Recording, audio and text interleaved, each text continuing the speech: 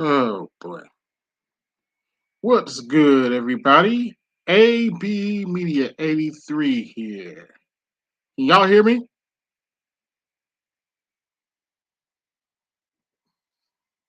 Let's see. Hope my sound's coming in good. Didn't necessarily hear my intro. Hey, what's going on, AL? Can you hear me? Okay, you can hear me. Okay, good, good. All right. If you didn't see the thumbnail, today we're talking about Just Pearly.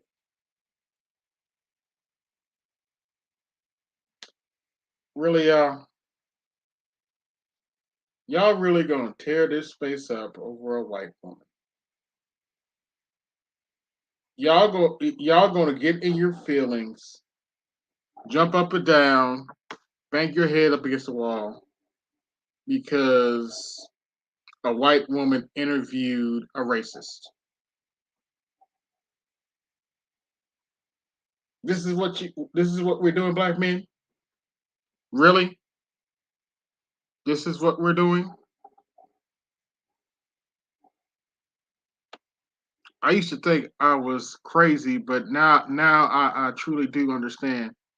Y'all just like your mamas. Y'all act just like your mamas. I used to think I was, when I was in this space and I would listen to these dudes, like, man, they sound like a female, but they sound worse than a female. And I used to think it was just me, but now I truly see you know better than the black females in this space, the black women in the space that are acting a fool. Y'all gonna tear this space up over a white woman who doesn't even claim this space, who doesn't really associate with this space. But y'all going to tear this sector up because she said something about slavery. I need somebody to make that shit make sense. It don't make no damn sense.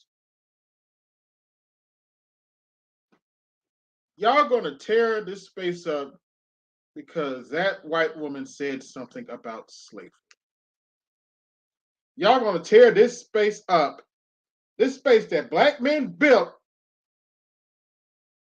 with nothing, with very little money, with no money whatsoever.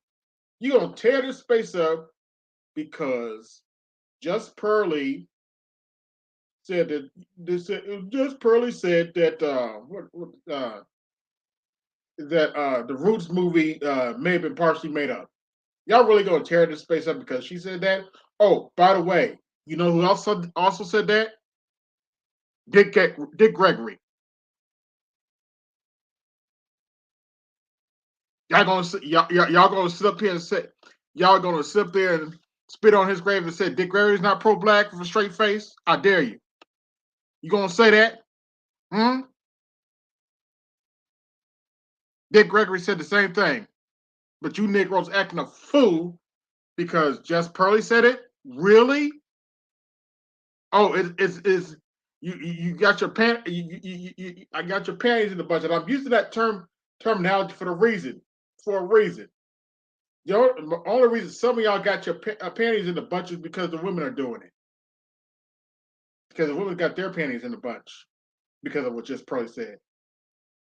Yeah, I said it. Some of y'all are some of y'all are in your feelings and tripping because the women are tripping. Like I said earlier, y'all act just like your mamas. Y'all know better than some of your mamas. It's a black pill truth, but it's an ugly truth, but it's the truth. Some of y'all know better than your mamas. You act just like your mama. Some of y'all are worse than your mamas because even your mamas know when to shut up. But now y'all run around and speak. Y'all love this Pearly. I don't care what Just Pearly doing. Yes, I'm subscribed to her channel, but I barely watch her content. And I haven't donated her any money. But you niggas over here, you stop! You, you subscribe to Miss Pearly, that means you must like her. You want to sleep with her.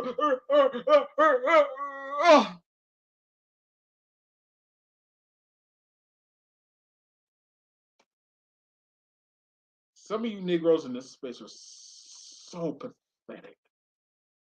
It's so pathetic.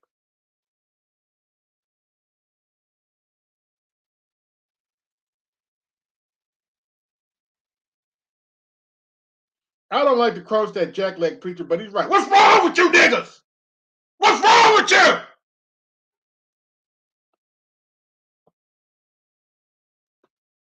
Salute, Snowman. I'm sorry. I had to vent. I gotta get this off my chest. I did a few shorts on Just Pearly, and I had a dude come in my comment section talking about, man, you's a book. And I eventually ended up telling him, I said what I said. You don't like it? There's the door. Go kick rocks. It's my channel. If Just Pearly want to have a racist on her channel, that's her business. Oh, by the way, Just Pearly, for those of you who don't know, Just Pearly has over 1 million subs. And I can tell you, it's not because of the Black manosphere. Stop telling that fucking lie. You know that's a damn lie. It's not just because of the Black manosphere. Just Pearly does her show in London. Just Pearly has people from London and the UK in her show, and as well as other foreign nationals in the show, Nigerians and other people. Just Pearly's doing. What about Just Pearly? Just Pearly is handling her business. You don't have to like what Just Pearly said. I'm not saying that at all. If you want to critique what Just Pearly said, that's perfectly fine. But don't come over here acting like we're worshiping Just Pearly. I barely watched the woman. Don't come over here. You hotep, don't come over here. Your thumbs! And y'all still under black women's skirts while they destroy the community. Your point? What's your point?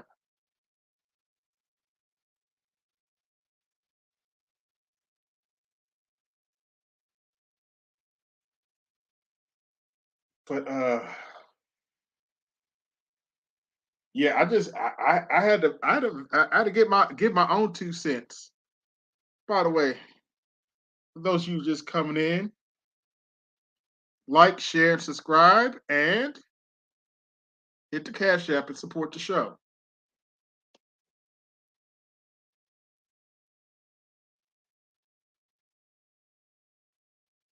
Now, I haven't watched the thing she did with Obsidian.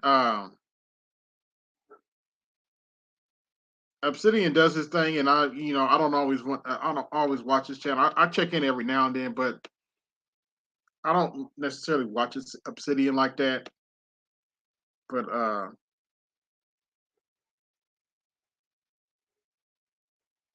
to be honest with you, I didn't think what Just Pearly said was that big of a deal.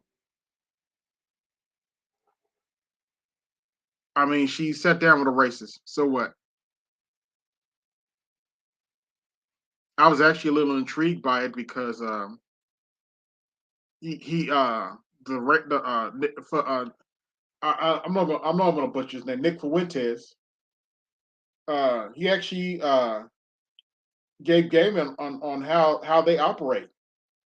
He actually made some great points on how there are racists on the left too. Oops. To all y'all who said to all this is for all you vote blue no matter who. You actually listen to that interview. He points out there are racists on the left too. Oops. Oh, but I thought Trump and the Republicans were the only racists. I still don't see how y'all can say that shit with a straight face while Joe Biden's in office, but that's neither here or there.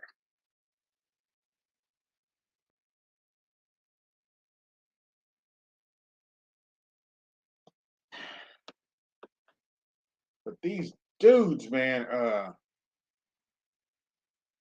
you can't make this stuff up. Now, I think I've talked enough. Anybody wants to come up? Here is the link. But yeah, I just had to get my stuff off my chest about Just Pearly because she's a white woman. I never expected her to be fully in our corner in the first place. If she says some racist shit later, so be it. I won't be shocked. Good Lord. Our black folk got to make everything difficult. Mm.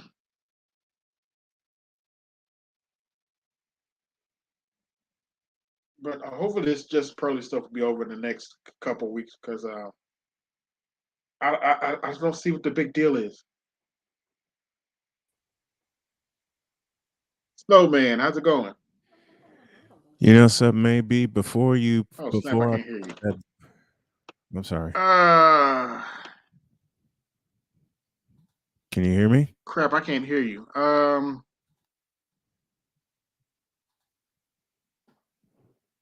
I don't know what's going on. I don't know why I can't. I can't hear you at all. Can y'all hear Snowman? Can you guys hear me? Press one if you can hear Snowman. I can't hear him.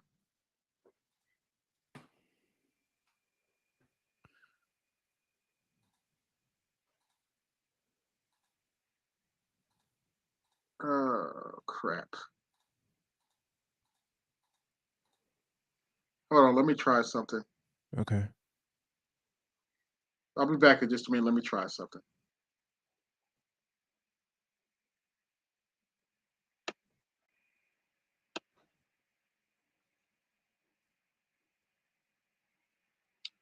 La.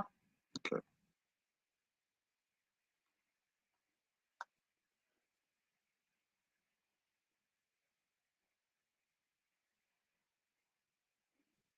All right.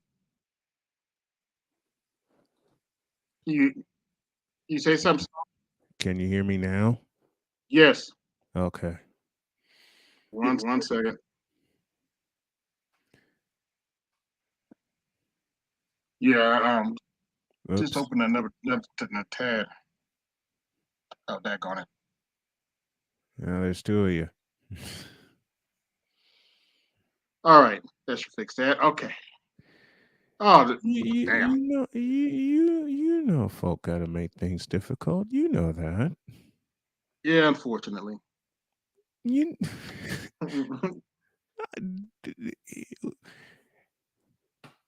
I can't admire do we people can't do who nothing make without things. a black person coming by and making something difficult. That's why I'll tell people about certain stuff because I'm like, yeah, because I know you're just gonna sit there and try to find a way to make it difficult. What segment do I do every Wednesday on my show? It was at the bronze sexuals. Mm-hmm. You want to talk about making things difficult? Yeah, There's your yeah, answer. yeah, that's what they do.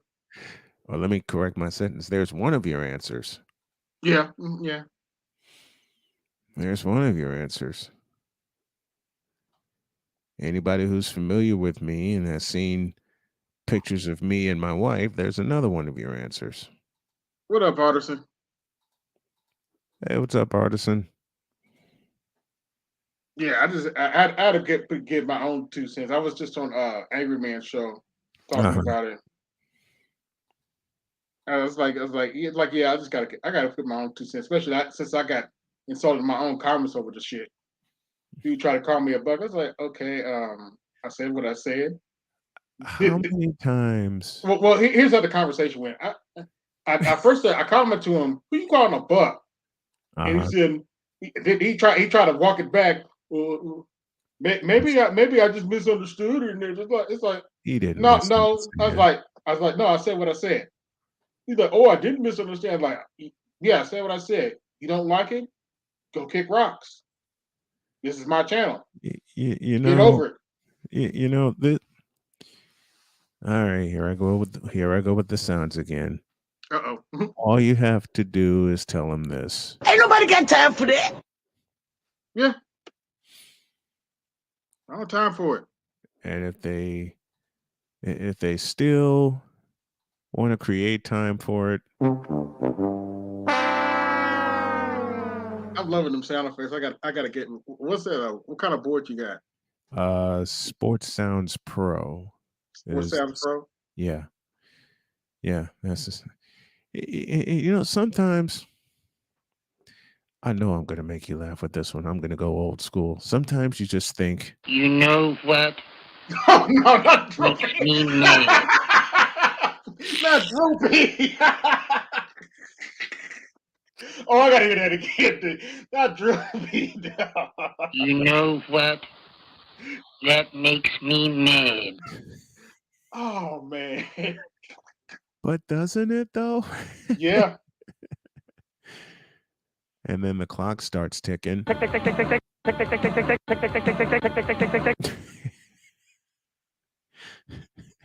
hard to believe them cartoons are like 70 years old. I knew that would get you. You know what?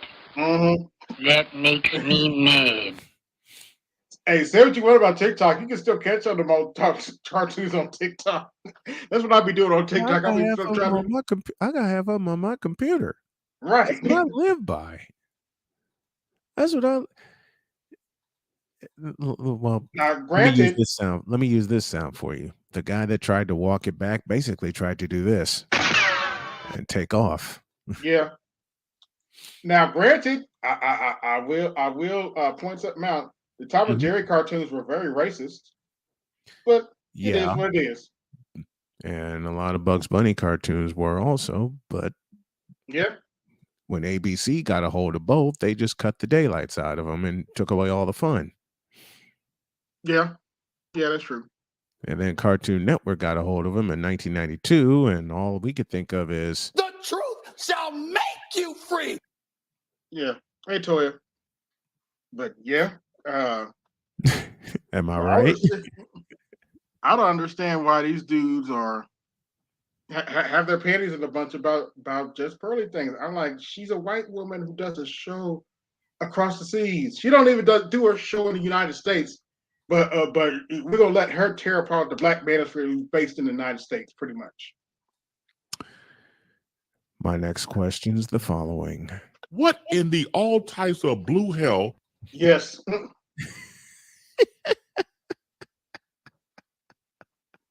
Can't do nothing with some black folk. You just that's why I was like, I was talking to BTS yesterday, and I said, like, just if somebody want to leave this space because we didn't say anything about Just Pearly, go by. You showed your true colors, and as Valdez pointed out, some of them are they call them hoteps. I call them. I have a particular term for them. It's what I call Umar Johnson. I call them Pander Africans. Listen to me carefully. Not Pan African, Pander Africans. I particularly call them Pander Africans because all they do. Wait a minute. If they want to leave, let me cue up a little Robert Ford, the voice of the world champion Astros. Tell him 3 words. See you later. Yeah, pretty much. But I call them Pander Africans because all they do is pander. Is pander for pussy. Well, excuse me. What was that question I asked? Pander for black pussy. Even better. And again, my question remains: what in the all types of blue hell? So anybody wants to leave while they're going out the door, give them one of these. Tiger uppercut. And I'm not even going to dress Jason Black because he's a race hustler. It is what it is. Yeah, again. Tiger uppercut. You know what? On You know top what of the those fact he movies- has to go, just a minute. On top of the fact he has a Highlander syndrome, he wants to be. There can be only one. He wants to be the only one who controls everything, and it's just not going to work like that. Get over it. I got the perfect sound for you to describe some of these creators, and it relates to what I do each week. It goes like this.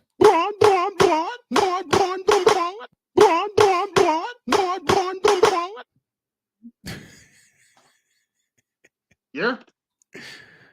Do they not remind you of those people? Yeah. What you call them? Bronze sexuals. Bronze sexuals. These are their stories. I couldn't help it. I love that part because it reminds me of Law and Order. When I used to watch it. That's the way he did it. Hold up. Let me find.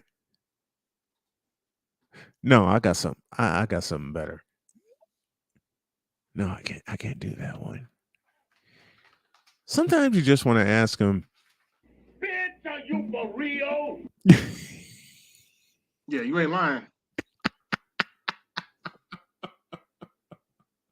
But they run these pro wax run around, Panda Africans run around. And you use my term, pro wax. Pro wax. They are. Which again goes back to the basic question of, Bitch, are you for real? I guess they are. I guess so. What I happen to notice is if you listen to them carefully, they act like we're trying to date Miss Pearly. I'm like, we're not trying to date the woman. What are y'all talking about? I've seen memes on Facebook of them putting Just Pearly on chicks getting picked up by black men. I was like, really? This is what we're doing now? You've seen that too? Yeah. It has a little caption, thank you, N-word. I'm like, this is what Negroes are doing now? Really? Well, you know why? They got nothing better to do. I guess not. That's the only reason I can think. Wait a minute. I have something for you. That's the only thing I can think of. That's the only thing I think. They got nothing better to do except criticize others. And folk like you and I and Charles and the rest have fun with it. Yeah. I have a present for you. Push the button. This Brown Session Confession is brought to you by Bron Joy Juice. Bron Juice, the ultimate joy juice of Bron Session worldwide. Bron Juice. Oh, there's more. That's too for you. Wait. Is this one of the? I will say it again. Take two. Push the. Here it is. In a world where partial greatness is celebrated and total greatness is shunned, there stands to be a figure on the lips of those who love him and those who hate him. The inane comparisons to Michael Jordan and Kobe Bryant continue, and since 2003, there is no end in sight.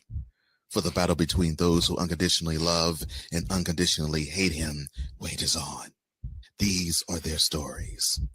Welcome to the Bronze Sexual Confessions.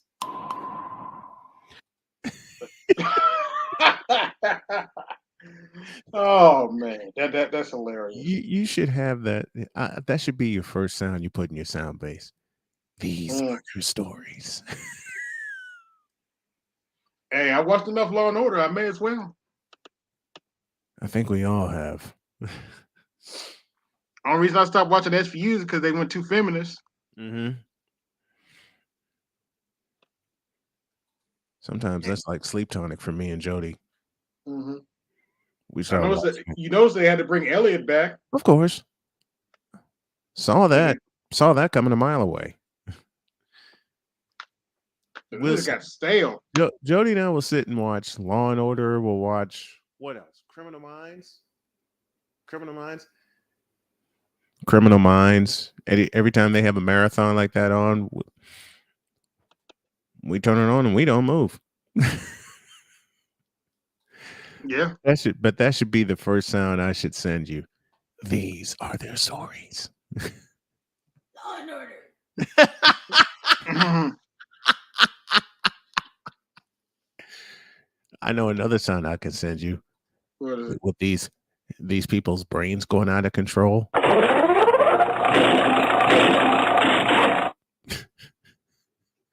Oh, wait a minute, I forgot.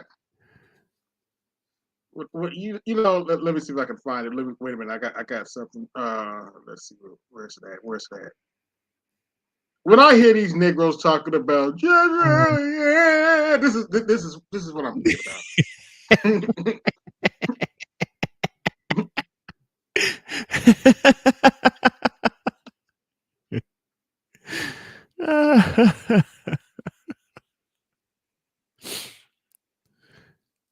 Hold up, let me see if I can find something similar.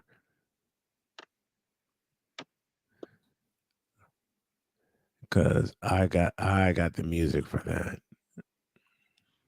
By the way, shout out. I didn't even know I put this picture in my thing. Shout out to Gen Z. See, as I said earlier in my show, Snowman, the only reason some of these dudes are crying like that is because black women are complaining. Shout out to Gen Z because they got the right idea. Mm-hmm.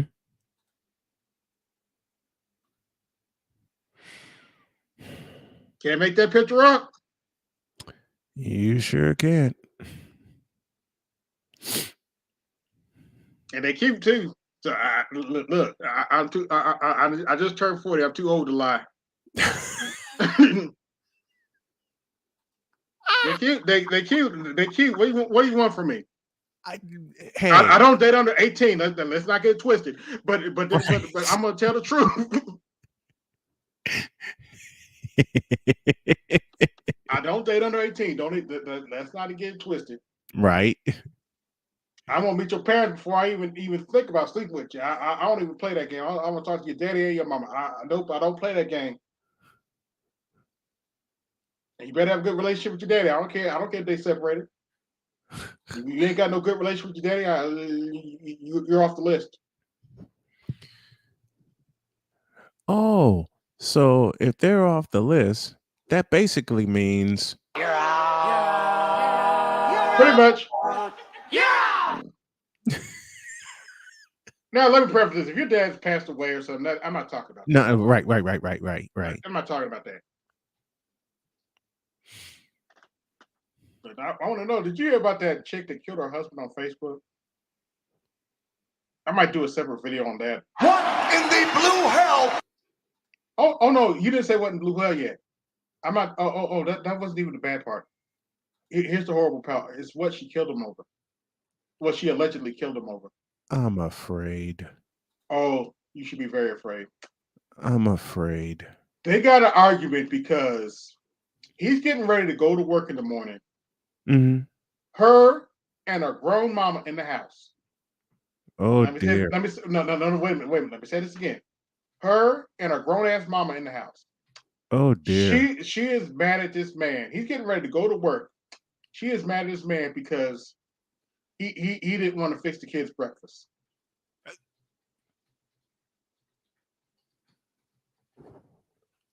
What? That's what the argument was about.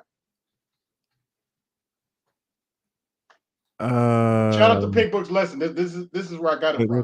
Wait. What? No.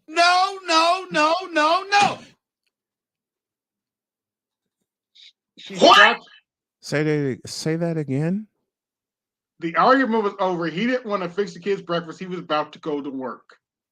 Now, remember what I just told you. Yes. Her and a grown ass mom in that house.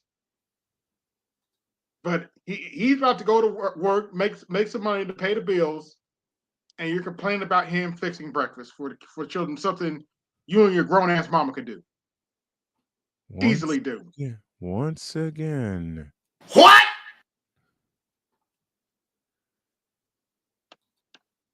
Now I think this question's appropriate. What in the all types of blue hell? Yeah, I'm gonna do a video, and I ain't gonna lie to you. You might want to turn the sound on. It's gonna be a rant. No, I want to turn the sound up for that one. I'll tell you what I said on Facebook. Okay. This is what I'm supposed to uplift.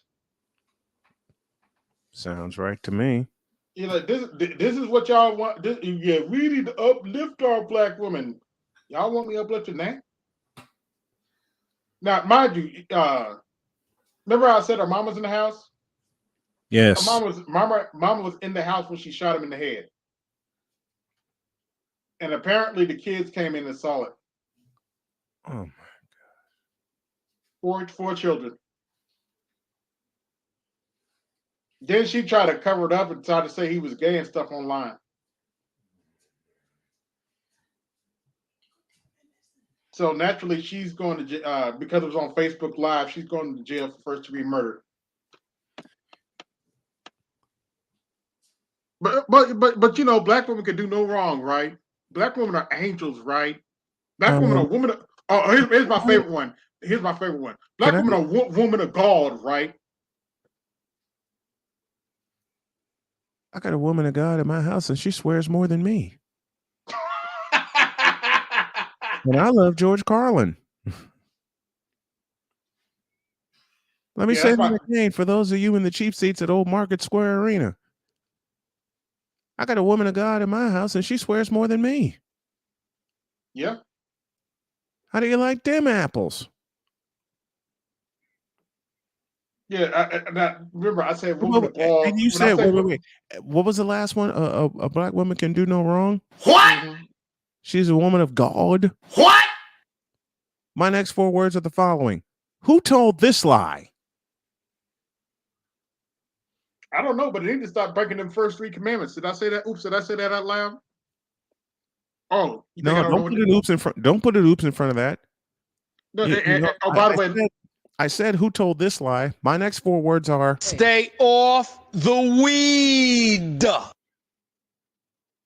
1 second to make sure I got it right. Give me a second. Let's see.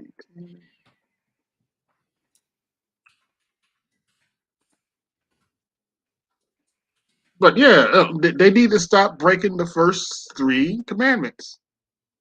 Yeah. In the Bible. 1, I am the Lord your God. Thou shalt not have any other false gods before me. No other gods before me. Thou shalt not make unto thee any graven image. Mm-hmm. Thou shalt not take the name of the Lord thy God in vain. Remember on the Sabbath day, which is actually Saturday, to keep it holy. Any Saturday night clubs, anybody? Oops, did I say that out loud? But to be fair, Saturday afternoon clubs, anybody? Oops, did I say that aloud? And I spent the better part of a year plus in Indianapolis, Indiana. Do I need to say anything else? Nope. To be fair, I did spend one night there, one night at the club. But see, you're off the hook because you admit it. Yeah. A lot of these women in those afternoon clubs, dear God help me, will tell me you tripping when we bring that up. Tripping about what? The truth. And once again, shout out to Gen Z, because from what I'm hearing, these Gen Zs, dude, aren't even going to the clubs anymore. Gen Z's figured it out. They figured it out. They figured it out. Hey, Gen Z's figured out. The truth shall make you free. Yeah. Because I'm hearing these dudes don't even go to clubs. Like, well, shout out to them. They learned a lesson. I wasn't even a club person. Neither was I, really. I was not even a club person. Everyone's talking about, I'm going to this club, I'm going to that club. And I'm going, for what? I don't even drink. I had water when I was at the club. I don't care. I wanted to be sober. I was driving. I wanted to be sober. If I'm drinking, I'm here at home and I'm in the presence of my wife. Mm. and it's a once in a blue moon type of thing, and it's a celebratory thing. And someone actually had the nerve to ask me at Starbucks recently, "What do you have to celebrate?" I kicked cancer in the ass. Yeah. I Directly in kicked the blood ass. clots in both lungs, and I kicked cancer square in the ass. Square in the ass. I've got 50 going on 51 reasons to celebrate, man.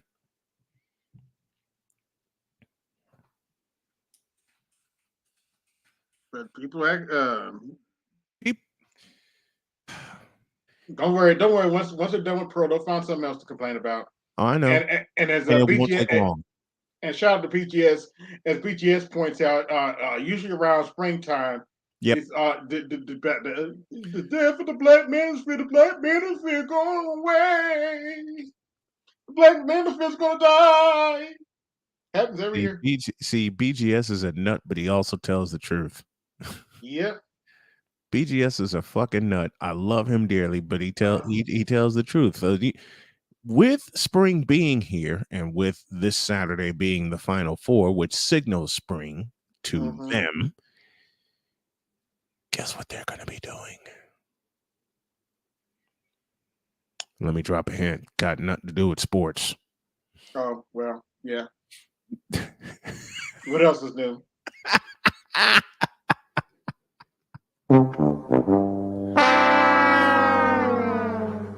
And on top of that, you need to tell them That's terrible. Oh, if you haven't heard, this is breaking news. I might as well break some news here, folks. Apparently, they did indict Trump for giving his side chick some money. If you can't tell by this, if you can't tell by the sound of my voice, I really don't give a shit. Who cares? What? What? I'm like, okay, he gave his side chick some money. What's the big deal? What? What the hell's going on out here? I'm trying to figure out what the big deal is. He gave his side chick some money to shut up. What? What's the problem? What did he do wrong? And I'm doing this on purpose. I'm doing this on purpose. Yep. Just in case any Democrats here watch this and get their panties in the bunch, because and you wonder why I'm laughing.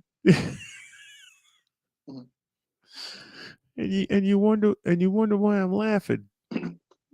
Wait, break. I got the perfect sound for you. Break that news again. Donald Trump is being indicted in New York because he gave his side chick some money. What? And I'm trying to figure out what the big deal is. Actually, the sound should have been. I'm still trying to figure out what the big deal is. He gave his side chick some money. What's the big deal? Happens all the time in politics. Y'all act like, oops, did I say this out loud? I'm about to say this out loud. Y'all act like Democrats. Y'all act like Democrats don't give their side chicks money like that. Oops, did I say that out loud? Excuse me. Y'all act like the Democrats don't give their side chicks like that, whether it be male or female. Oops, did I say that out loud? Chicago's South Side. Did I say that aloud? Oh, I'll give you a better one. New Orleans mayor slept with another woman's husband. Oops, did I say that out loud? What? Yep. What the fuck? You can't make this stuff up. Make this up. The mayor of New Orleans slept with somebody else's husband. I don't have time to lie on the woman. And all I can think of is, you can't get more natural than that, man. there are 50,000 directions we could go with that, with the sounds that I have, and I got more coming. But these Negroes worried about Just Pearly. Oh. One more time. What?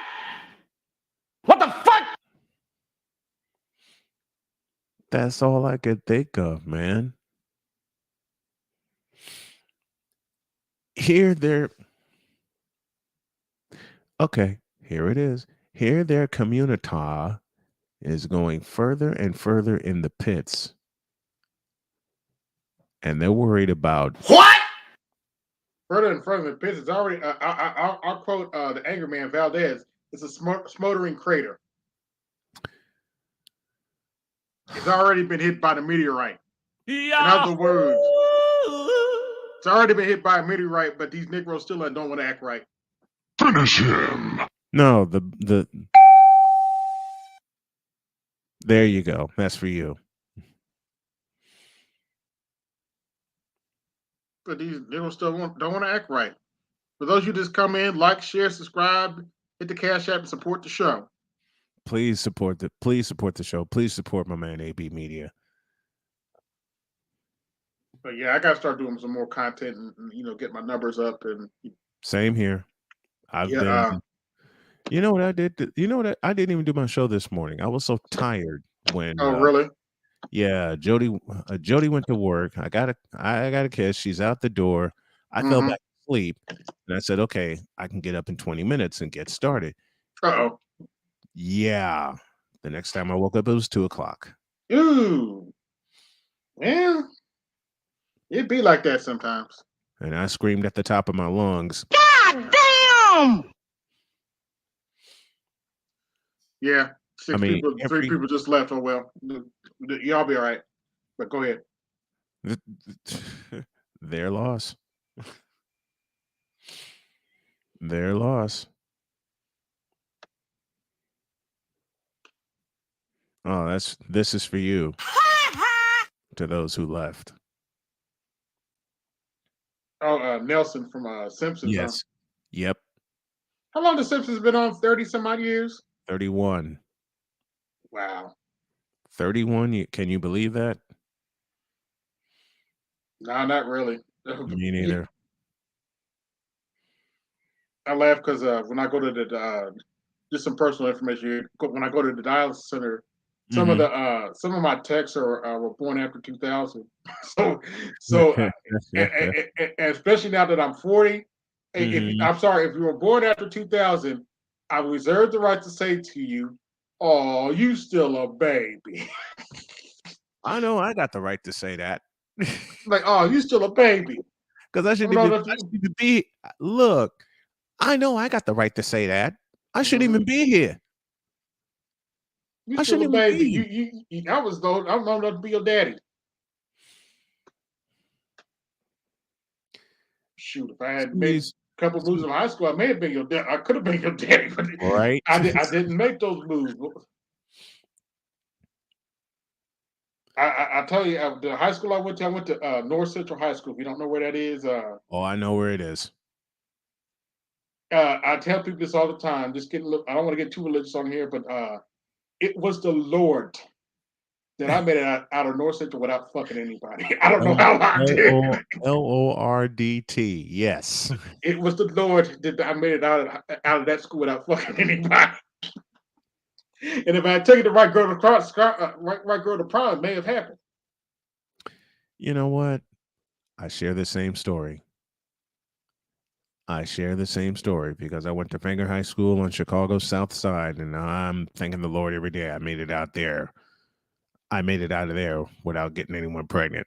I also have some regrets. I made it out. I'm glad I made it out of there with my virginity intact. Yeah. Let me just be real.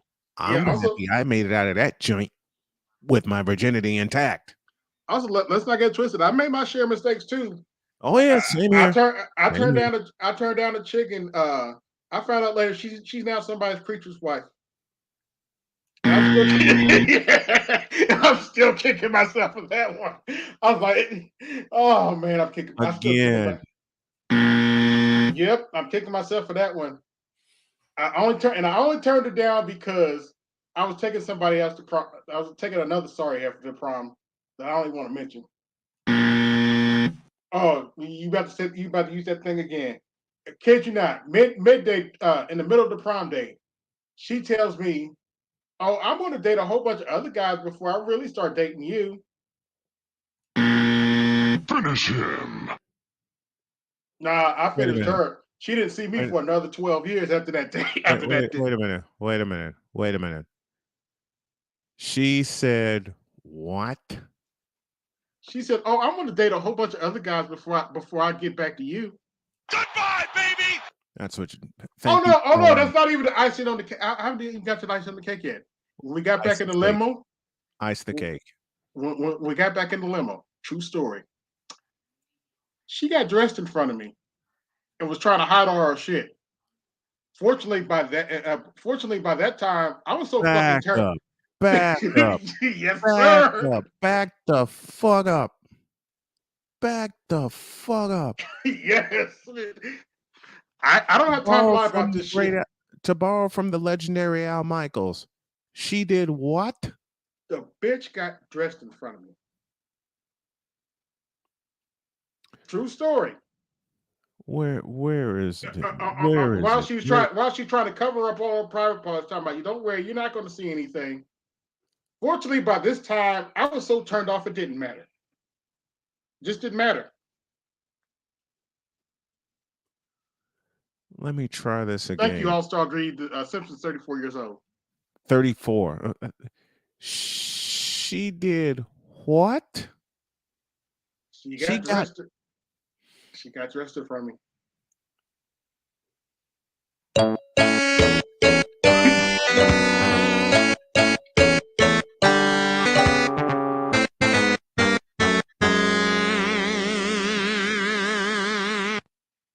You want to hear something funny?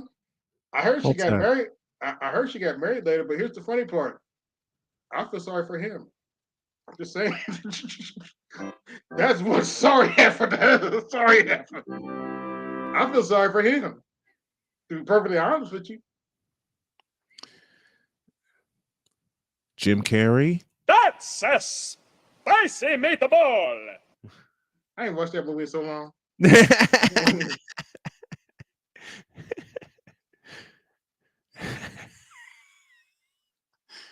Yeah, the heifer got dressed in front of me. What? Oh, shout out to Stone Cold. What? What? What? What? What? What? Oh man, he left. You know, of all the stuff Stone Cold did, you would all the stuff Stone Cold did to leave a lasting impact. You wouldn't think that that one phrase would be the one thing that that lasts even to this day. that sticks. That's even to this day. You watch the show, there's somebody doing a promo. What? You hear the crowd. What? He's What? long gone from performing, and yet every time there's a pause, you hear What? from everybody. Actually, he did come back and perform at the last WrestleMania. Oh, really? Yeah. Well, I got two of my Shout out to favorite. him. I got two of my favorite matches with him and The Rock. I got WrestleMania 15 and WrestleMania 17, and I got those in. Was that his retirement match? No, 19 was his retirement match. Okay. 19. Yeah, I actually just rewatched that match, and I noticed Rock said something to him. I wonder what he said to him. Oh, that's easy. He told him he loved him. Oh, okay. They're close. They're close friends to this day. Yeah, that makes sense. They're best friends to this day.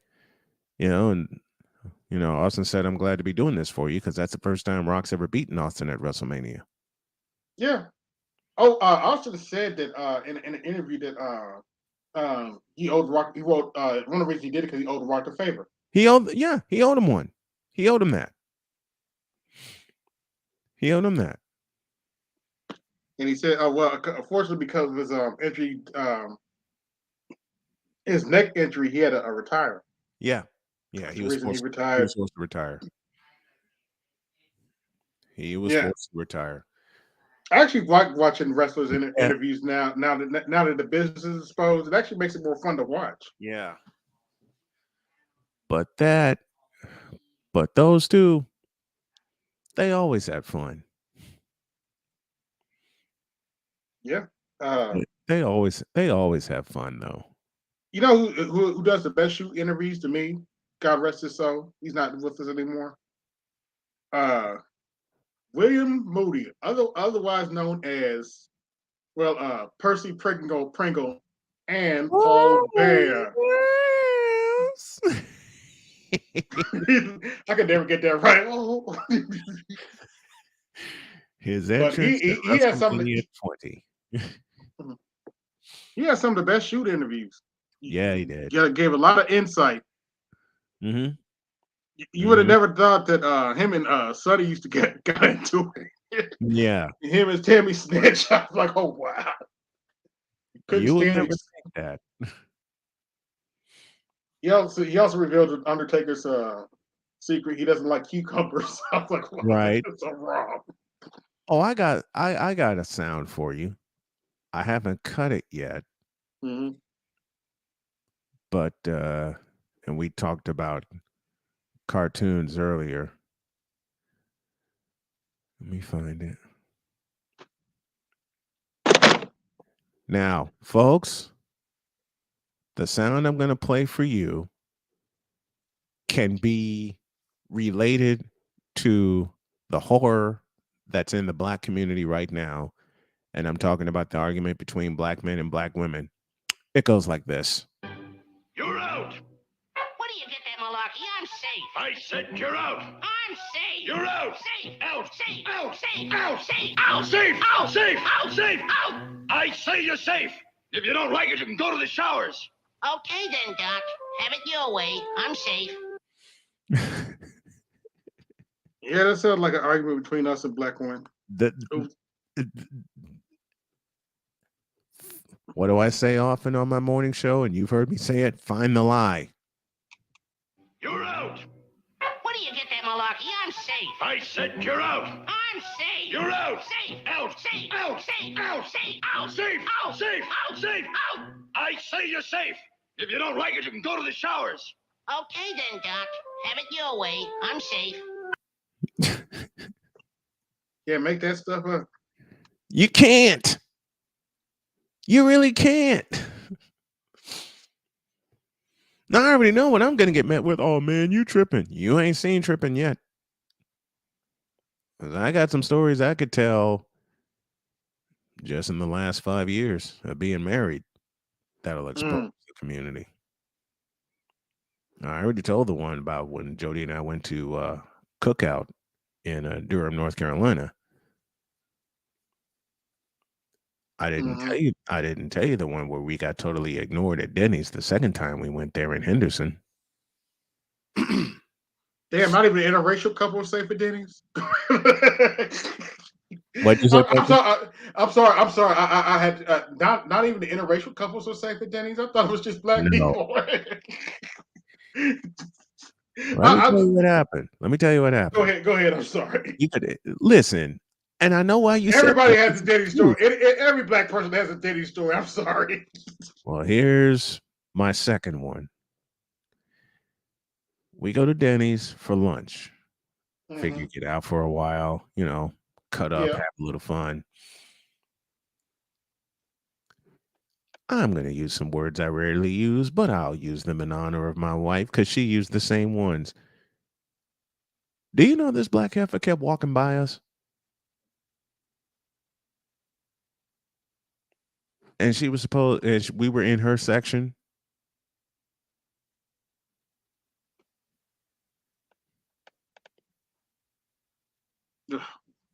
Sound about Denny's. I mean, me and my father went to Denny's one time, and I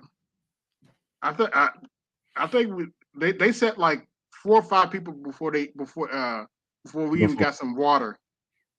And my father's like, "Come on, let's go. Not long, I kid you not. Not long after that, they closed that Denny's down and they tore down the whole building. Damn. They tore down the whole building. They should tear down the one we went to in Henderson, North Carolina. Yeah, their food sucks, man. The last time I went to Denny's, their food sucks. The breakfast is okay, but the breakfast is okay, but the rest of that food sucks. When I was in Michigan City before I met Jody, the folks at the Denny's across the street from the hotel where I was staying, they were so gracious to me. Mm-hmm. They knew I was going through a hard time. I was homeless. I was staying in a hotel. Okay. And I would come in like late. I would come in late at night because I was staying with my friend Josh. Do you know I always got free food or close to it? Really? I would have a couple bucks on me, and they're like, what do you want?" I said, "Well, I only got enough for a coffee or something to drink." Man, you know they would bring me food. Wow. They were gracious. It was breakfast. It was breakfast food, but they were gracious about it. The last time I had a burger from Denny's, I was in Michigan City. Mm. That tell you anything? Wow. Last time I had a burger from Denny's, I was in Michigan City. True story. Oh, there you go. There's a sound that could describe black people right now complaining about Just Pearly. All right, you ready? Mm-hmm. I want a big steak. I want a big steak. I want to know. Mm-hmm. Anybody who remembers the cartoon Easter Eggs with Bugs Bunny and Elmer Fudd knows that sound. There's so many classic cartoons that they don't show anymore. That they can describe, that can effectively describe what we're going through.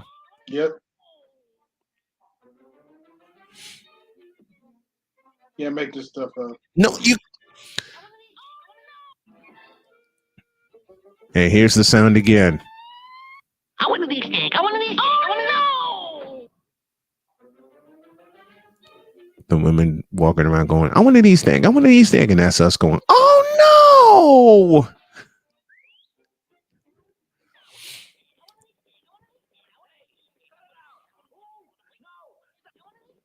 I mean, what does Charles say often? Save the community for what?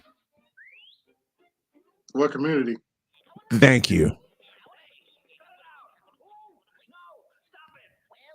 To quote Dr. Claude Anderson, we don't have communities. We have neighborhoods.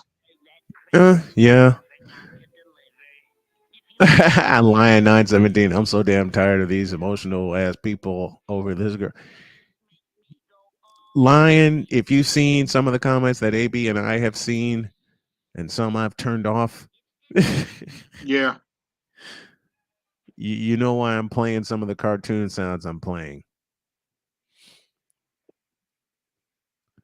And Spencer Toe, you haven't said it better. This is why the whole black race is a joke. A big one.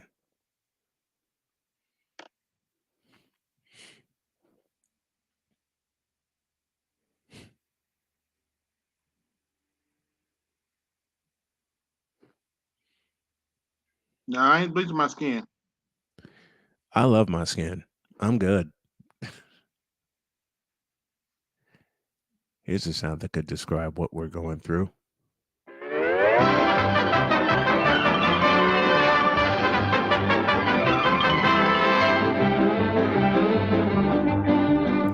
But wait, there's more.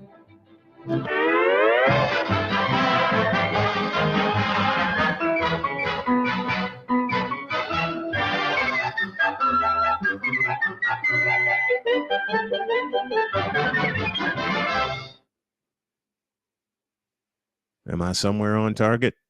Yep. Pretty much. That's all I want to know. Am I somewhere on target? Yep. Can't make this stuff up. You really can't. And the more you try to make it up, the more it becomes true. Oh, by the way, y'all doing all this crying about Pearly. Pearly's gaining subscribers. Y'all helping. Y'all do know you're helping Pearly, right? Oh, oops. Did we say that aloud? You do know you haters. These people, all y'all hating on people. All you people hating on Pearly. You're just helping her, right?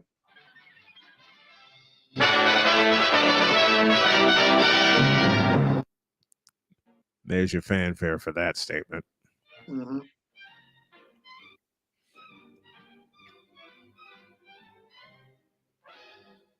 So it's like, why should we care about someone that ain't helping us?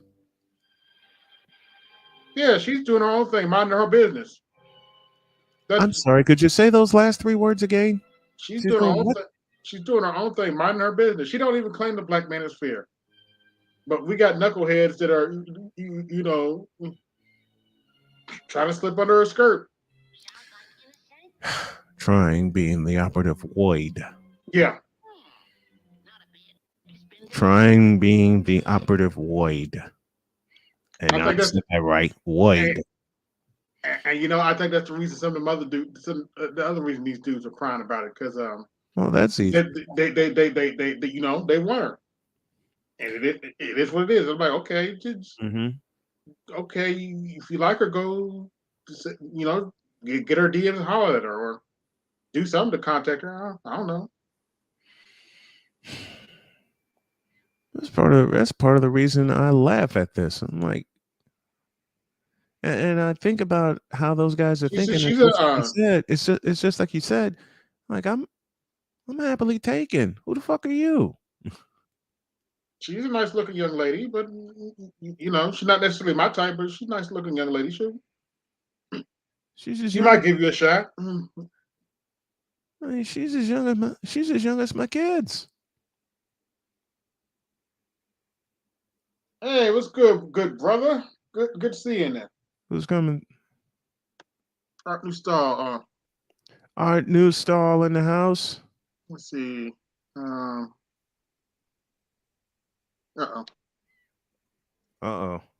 happened? What's going on? I happened. What's up, Purdy Mouth? What's up? Come on, babe. That's how I have him saved in my phone when he sent me his new number. I have him save his Purdy Mouth in my phone because he said that on my show one morning. You sure got a purdy mouth. Oh, I played that. I played that for Jody, and she just cracked up laughing. Oh, the Purdy Mouth. Yeah, what from Deliverance? Yes. Yeah. I played that for we were watching a 49er game, and I said, I have something for you. She says, all right, hit me. And I played that sound for her, and she goes, you and your friends. And she just bust out laughing. Art New Stall, sorry I missed you this week, brother. I've been catching up on sleep, and lots of it. Hell, 3 of the 5 days this week I was out on the road. I was out in Edinburgh, Indiana, doing my shows there. Not tomorrow. Yeah, I had to come on and rip these dudes crying about Just Pearly. She's a white woman. What y'all think was going to happen? You'll be all right. I had this whole conversation with somebody in person. This whole conversation, because he was on that whole thing. He wanted to quote me with we need to stand in solidarity. I was like, after the way I saw y'all treat Kevin when he was alive, and especially when he's passed, I don't hear shit about solidarity. Hey, Lion, I have a sound for you for that. All you have to do is tell these fools 4 words. Stay off the weed. Oh my God, you ain't shit. True or false? Oh, that's 100% truth to that. True or false? Am I 100% true? I was like, I'll tell you what. I'll tell you what. So she apologized, and you get the quote unquote hold her accountable. Okay, what changes? Nothing. One of my favorite movies is Pulp Fiction, and I believe mine too. Well, and I know all y'all gonna get a kick out of this because I use it every morning on my show at least once. I believe the quote goes, I don't remember asking you a goddamn thing. Well.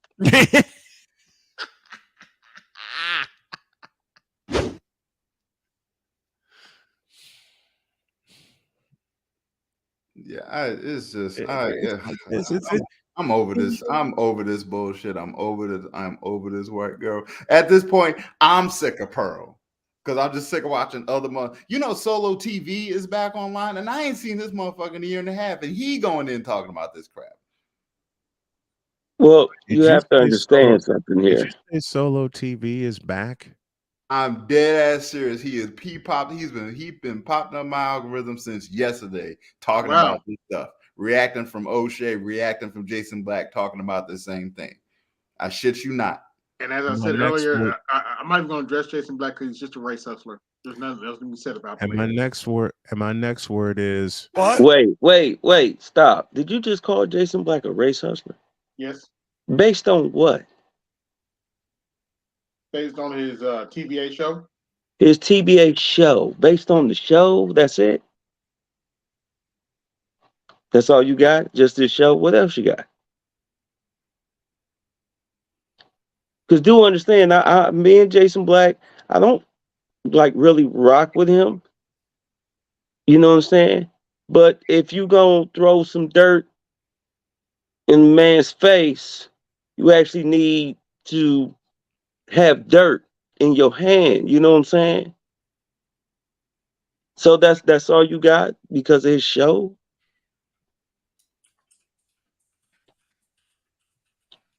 Well, particularly with this Just Pearly thing, he's getting up a bunch of stuff, and we actually watched the actual clip. It wasn't nearly as bad as he tried to make it. Actually, it is as bad as he made it. He actually pointed out the big problem. Even old boy, the bald head dude, even he pointed out just how bad it was and how she was ripping people off. I mean, I don't understand exactly what y'all are seeing here. I don't see what y'all don't seem to understand. We understand it. The point that's being made is, what does this change? What happens? Well, what happens is that the lines have been drawn in the sand. Everybody picked their sides. So now we know what side everybody is rocking on. So now we know who we can trust and who we can't trust. Simple as that. And this is exactly the problem that I have with this manosphere crap. It's too full of really the truly lamest of the lames of black male society. You know, I mean, really, let's really talk about it. When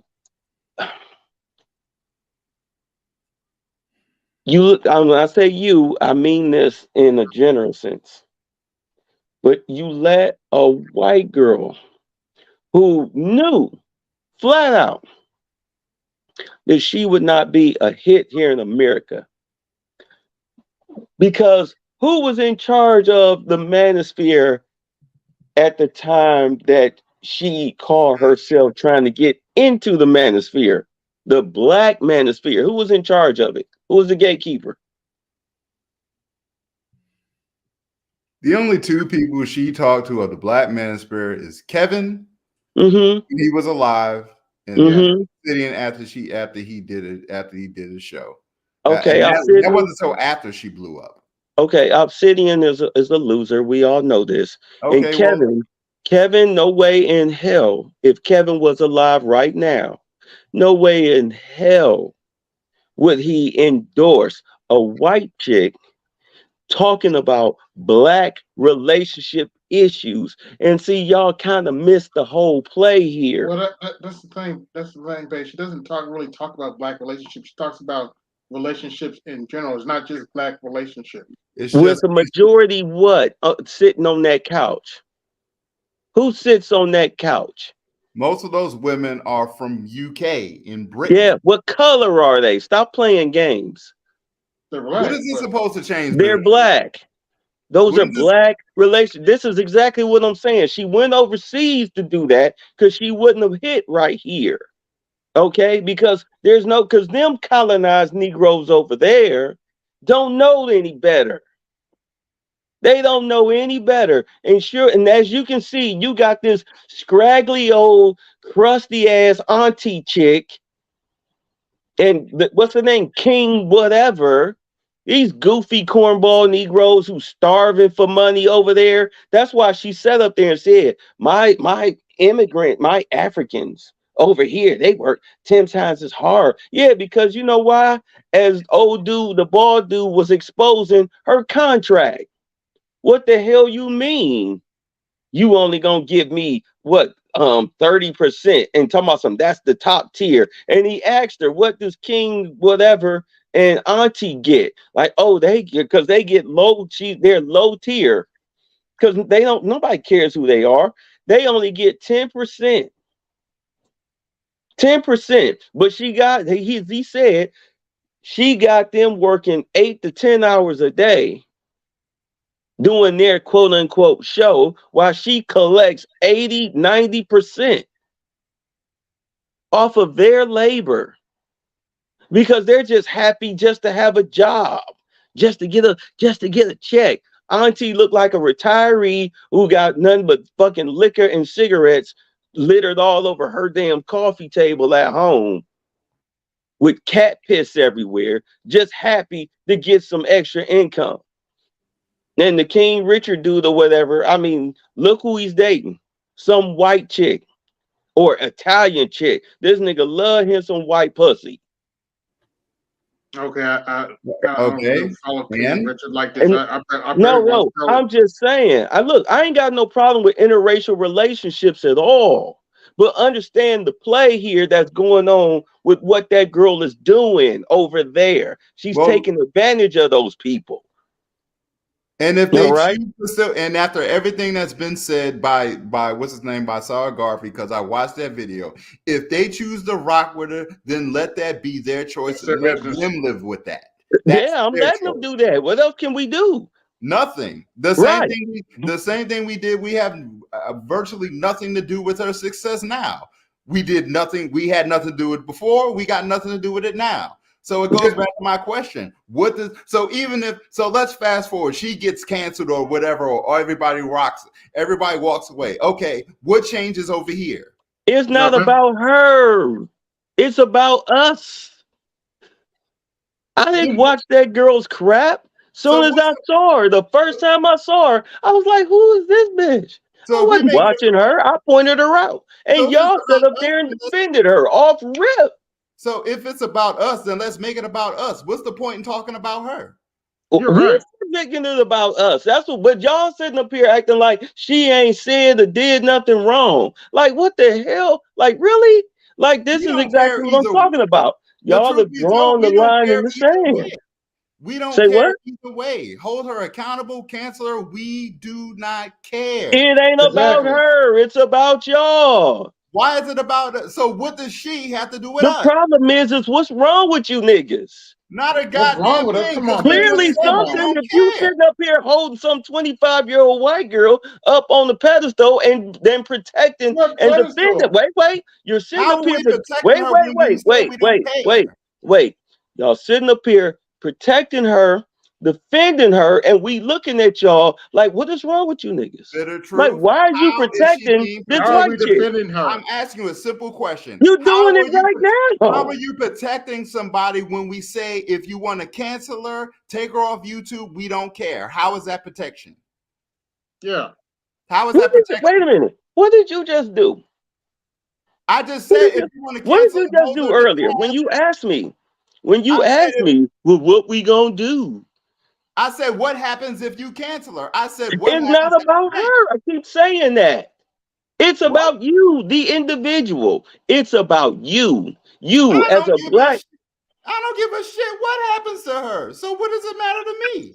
It's not about her. It's about you. Keep in mind. Where I stand, bruh, I don't care. I just said I'm using you in the general term, in the general sense term. Stop making it about you personally.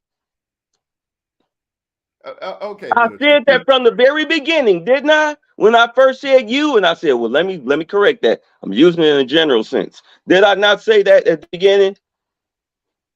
Okay, bit of truth. So what's supposed to happen now? Fast forward. What happens now? Well, I tell you what I did, what a lot of other people did. Just stop fucking with niggas like that. Just let them go. A lot of people got cut loose. A lot of people got cut loose for the simple fact that you want to protect Mistress Pearly, which is ridiculous. Who's protecting her? I'm not talking about you personally. How many times I got to say that? We just you're not talking about us personally. I'm sitting here. Okay, I'm sitting here protecting her, Angry Man is protecting her. Okay. The lead attorney is protecting her. No telling who else. Did he How is say Angry got Man protecting her? I didn't watch his live. You didn't watch who's live? TLA's I didn't watch TLA's what's his name? I didn't Okay, watch so you 28 just asked me and now I didn't watch it. Who gives a fuck if you watched it or not? I'm telling you. I'm telling you who's protecting her. And So I my said thing is how. this. My thing is this. So now that you know who don't have your back, which is kind of weird. Okay, you know what? I'm not even gonna argue this. I'm just gonna say this. It's kind of weird how y'all sit up here and talk all this shit about black women, and then all of a sudden a white girl come in. She puts her foot in her mouth on several occasions because that one Nick Fuentes interview wasn't the first time she done said some shit like that. All right. We already know this. We already know this. So my point is, how come y'all can sit up here and talk all this shit day in, day out, like fucking losers about black women, and then a white bitch come in and pretty much, call y'all niggas nothing. Okay, go talk to Obsidian about that. And now here we are fighting. If you really feel that way, go talk to Obsidian about that. Yeah, go talk to Obsidian Go about that. take I that to barely Angry talk Man. about black women on Go my take channel. that to TLA then, if you really feel that way. Because you're talking to two men on this panel who said, we don't give a fuck what you do about her. You want to take her to task and hold her motherfuckers. I accountable, said go not ahead. you in person. I said you in general sense. Why the fuck y'all keep taking the shit personally? I didn't take it personally. I said, then why the fuck are you asking me stupid questions don't based make me on do your this. feelings? I specifically said, You asking me questions based on. if you want to take Angry, he's not even fucking listening. I know. I didn't want to do that, but come on, man. Like, he's not listening. I made my point very clear. If you want to take Angry Man to task, go ahead and do that. You want to take TLA to task, go ahead and do that. Take that to them. No one's defending her over here. Right. We're not trying to defend her. No one's defending her. You want to take her to task and hold her accountable? Go right ahead. Fine. I could have sworn I said that. Fine. You know what this video is about? This is a video about the Negro. It wasn't necessarily about her. It was about the Negroes in the space having their panties in a bunch about her. I'm like, y'all worried about y'all worried about a white woman that's not even in the country. She's overseas doing her show. Talking to black people from overseas. Exactly. And but she y'all, didn't, and but she y'all didn't worried get about big her. until she got there. And she didn't get big until she got there. So that just proves she couldn't do the shit here. Yo, I could have sworn that's exactly what I said. I got love for Babe, but that's why I made this. That's why I made the stream in the first place. Like I could have sworn I said, how are you protecting someone when we say go ahead and hold her accountable and take her to task? How is that protection? How is that protection? How are people protecting her? No, who said don't hold her accountable? If TLA, I didn't watch TLA's live. If TLA said that, I barely watched Lead Attorney, so I couldn't tell you. Yeah, he had a stream last night. I didn't. It was late. I didn't watch it. Why is this camp? You want to know what I do when I'm not on Black Manosphere YouTube? I'm actually trying to. I do web design, programming, and graphic design. I study my craft, which means I have to go watch other white YouTubers, pretty much. But pretty much. Yeah, I understand that. If I'm not doing that, if I'm not watching Manosphere content, I'm reading. I'm either reading, playing chess, trying to keep up on AI and stuff. Yeah, well, I'm studying Spanish, so I'm looking at other like random. Start doing that too. Oh yeah, studying Spanish or learning or reading other articles about some weird shit going on. Yeah, or getting fear porn from BGS's Patreon. Yeah, I need to sign up for it. I need to sign up for his Patreon. Be forewarned. The fear porn. You know how they used to get mad at him before fear porn. It's strong on his Patreon, especially now. Really? Well, let's just say the banks are fucking up.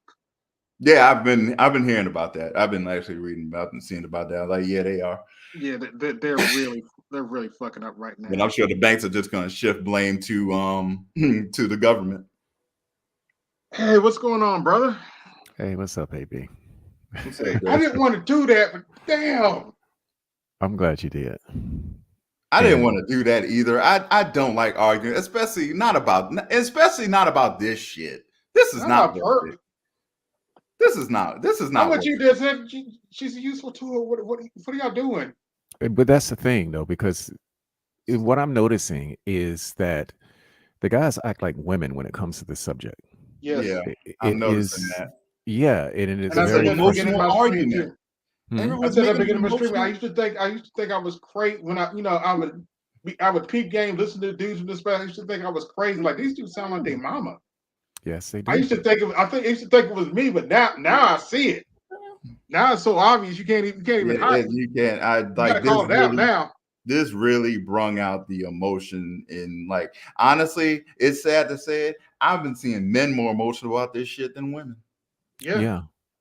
It explains the depth of the trouble that boys are in. Yep. Because it's like I'm glad it happened though. Oh yeah, I'm definitely glad it happened because this is exposure. It's just like you see what we're talking about. This is the reason. Like when they ask, I was just listening to another panel, and they were talking about organizing and all this other stuff, and it's just like I don't want to organize with you dudes because you dudes are too emotional. Yeah, exactly. Yeah, and the last thing I want to do. Okay, let's say we're outside and we're protesting, or I'm an ex-military guy. Mm-hmm. The last thing I need is for the man next to me to go crazy. Oh yeah. Stay on mission, man. Yes, stay on point. Yeah. Stay on point. It's especially when shit is heated. Stay on point. Stay on point. Don't get emotional. Look down your sights. Because if you get emotional, you can't see down your sights. It's just like exactly. Because I had the same conversation with somebody in person. They were talking about this, and they pretty much like on that stand in solidarity. I was like, I'll stand in solidarity when y'all actually have some logical sense going on. Yeah. Right now, this is emotional. Right now, y'all really just making an emotional argument. Yeah.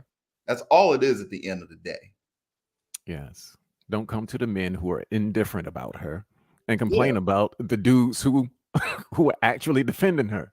Exactly. As I said, I barely watch her content, but I've watched the only full show I've ever watched of this woman was when Andrew Tate went up. Yeah, that was a good show too. That was a great show. Yeah. I wish I could find this the full interview with her and Nick Fluentes because they took that down. Yeah, I know, but he dropped some. I'm with BGS. He dropped some good game in there. Yeah, he about did. How they operate. If you listen, he dropped some good game on how they operate, and I was a little intrigued. To be perfectly honest with you. I listened to Obsidian when he did it, and I was listening to him. I was like, he's a start of racist, but he's got a point. It's even a racist can be right. That's right. Even a racist got a valid point. Yeah. I actually like it. I actually like how you pointed out. You you do know that racists are on the left too. I'm glad you pointed that out. Yes, they are. That goes on the radar. I don't know how black folk want to complain about Trump being a racist. Like, okay, y'all elected Joe Biden. Yeah. Your point, Mister. If you don't vote for me, you ain't black. I guess. I guess I'm not black. But that's the issue. We missed that though. It's a funny thing because we sit here and we claim to know about white supremacy in this country. Yeah. And yet when somebody like Pearl exposes her conditioning, all of a sudden we're supposed to be surprised by it.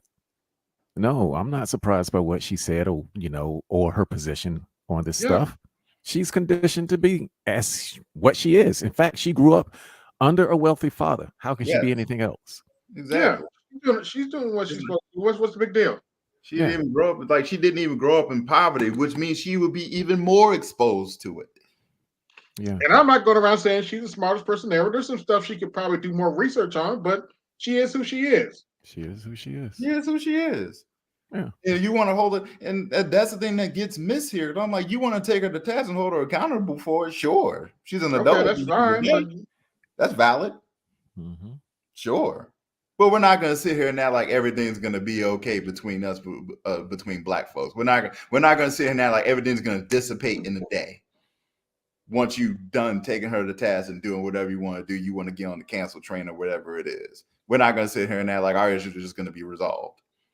Oh, by the way, you're not doing a good job of canceling this. She did. They just did an article on her. I think it was on Business Weekly or something. Yeah, I Yeah. saw I got to it. look at that video again. And she's The still sitting BTS at a put out. million. Yeah, the new Andrew Tate, they call it. Yeah, the new Andrew Tate. She's the new Andrew Tate. Exactly. Yeah. She's the new Andrew Tate. And Misogyny. you know what? I'm glad, because as long as she's out there still pushing the same message Yep, and and she a white doing woman what too. she's Yes. doing and putting these black women up for in front, hmm so that they can go ahead and continue to validate the arguments that we're making over here, I'm all for it. And Oh, that's by the another way, thing because too, I though. know somebody's going to mention. I know somebody's going to mention it Go eventually. ahead. I don't have a problem with just Pearly kicking that woman out of her house. Yeah, it was her house. Why not? I mean, it's her house. Well, Yeah, it's well, her actually, house. I watched the. Actually watched part of that segment. She was acting a straight fool. If somebody act like that in my house, I'm gonna kick. I'm not gonna be as nice. I wouldn't be as nice about it. I'm gonna physically move you out the house. Pearl was being nice about it. Man, look, I You're don't not care gonna how come in my space like that.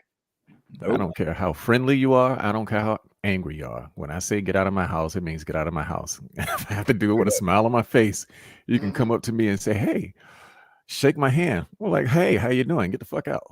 Yep. Because it's my house. I can do that. You really expected me to be emotional after the way I saw y'all acting when Kevin was alive and when he passed? Oh, good Yeah. Lord. I'm supposed, but we want to talk about solidarity, really? Let's tell the truth. Half of his fanboys were the one calling him gay. Pretty Ooh, much. did I say that out loud? Yeah. that's Yeah, I true. said it. Pretty Yeah, I much. remember when they were calling him gay. Yeah, I remember that. Half of the fanboys were the ones trying to say he swing the other way. Mm-hmm. And they act like we can't see that shit. I don't want to hear shit about solidarity, bro. You were talking to the wrong person. And that's the other part. I wouldn't mind if we actually allied around the cause, I wouldn't mind it, because I remember being on DC show and I remember saying that I voted my interest, and then of course MLT jumped on me for that. Yeah. But when you're talking about things such as solidarity or even going into politics, you're talking about shared interest. So the group that you get with shares your interest, and you all sort of collectively vote your interest. I'm just trying to find, a group of men who can vote their interest without so much emotion. Yeah. Good luck. Yeah, I know, it's, as we say, it's like herding cats. And I say it's like herding cats in a dark room and they all black. So we can't see them motherfuckers. It's just they just everywhere. Nothing but eyes. Nothing but eyes. And it's just like, dude, why would I waste my soon to be 52-year-old self arguing with men the way I had to argue with women? That doesn't make any sense to me. Exactly. Because when you close your eyes and you just have the conversation, you can't tell them apart. No. You can tell them apart physically, but not with what they're saying. Nope. And if we're in person, we end up throwing blows. So it's just like, I ain't got time to get my ass kicked by a 25-year-old man. Yeah, that's true. I don't need to. That's why the person, I was having the same conversation in person. I was like, okay, tell me what changes after this. He couldn't answer. They're not interested in that. They just want you to do what they think you should be doing, which is what females do. Like, this is what you wanted. Integrate. This is what Martin Luther King fought for. Integration. This is what comes with it. Mm-hmm. This incident, this is what comes with it. Precisely. And let's not forget the fact that we were conditioned, culturally conditioned by those who are in charge. We are part of that group. Yes, we are. You know how hard it is to unlearn some of this shit? Oh, yeah. Oh, all of us got that chip in us. We just... I think one of the difficulties in unconditioning ourselves is that we have to dive deeper in order to decondition. Right. Yeah. And that's, and I think it sounds paradoxical. But you have to start asking yourself questions. Exactly. You have to start asking yourself questions, see the history for what it is and not what they fed you. And then really analyze, where we are in this thing that we call American society. I could barely finish The Man Not when I first read it a couple of years ago. Number one, Tommy Curry, he is a hell of a writer, but damn, his verbiage is incredible. Yes, the verbiage alone. You know how many words I looked up? Yes, that dude has got a vocabulary the size of Venus. I mean, for real, Jupiter. It's huge. I was like, oh, hold on, time out. What the fuck does that word mean? Not even that. It's not even just the words. It's like some of the concepts that he was, trying to, put forth. Yeah. I had to stop and think quite a few times while reading that book. Like you see it, and the thing is, you can catch the context, but it's like you see that word, you're like, all right, I see the picture you painting. I just need to know what that word meant. I see what you mean by that word. I just don't know what the word means. Mm. Yeah, he's a true scholar. In fact, I found his reading to sort of take on the tone of a Sheikh Anta Diop, because I remember reading Diop's books. Wow, years ago. If you haven't read Sheikh Anta Diop, please do. It's really good reading. What's it called? He talks about one of the books that I read. It's the red book, and I can't remember the name of it. It's the book one you with just mentioned. Oh, that's the author. Oh, okay. Yeah, his name's Sheikh. I can't remember the name of that book, but it was required reading when back in the 90s. Hold on, I'll just look it up because it's not on my Okay. Yeah, but with Tommy Curry, it's one thing when you read his book, and then when you go and watch his interviews, when you hear him speak, it's like, wow. Yep. Yeah, I have to go back through the Manhunt after I take my blood pressure medicine. I'm sorry, that shit is depressing. Yeah. But it's much required though. When I read it, I was like, you motherfuckers. Yeah. You get that anger out of your soul. Yeah, went to work looking at people a little questionable. But then, when you get down to it and you look at it across the breadth of history, you just find that it's not really that different from what mankind was doing everywhere. No. So it's just, at that point, there was no reason for me to get angry about it. Mm-hmm. Yeah. So, and that's the reason why I take the position that I take, which is if there's some racist shit taking place, it's like, okay, this is tribalism in action. These people are trying to defend their position or stay on top or whatever the case may be. I know that we're in the middle of, well, I'm a race realist, just as Nick Fuentes said. I know that we're in the middle of a contest of cultures. Always has been. Mm-hmm. So, the question is, what is my culture going to do about it? Because I can't do it myself. So the only thing that we have left to do is to perform. But performance as a collective requires pretty much the majority of the group. Mm-hmm. Unfortunately. Yeah. Unfortunately. But that's when we ask questions. And that's the thing about this thing. You keep watching interviews and you hear these intersectional feminists come up. When we ask questions, no one can answer them. Mm-hmm. Mm-hmm. You can't answer them. Chains and Images of Psychological Slavery. That's the one. No, that was Naeem Akbar that I was thinking about. James Sheikh Anta Diop wrote, I think, The Death of African Civilization. But Chains and Images of Psychological Slavery, that was the one that I read the most. And it's not. Chains and Images of Psychological Slavery. Mm-hmm. And he had a follow-up book called Breaking the Chains of Psychological Slavery.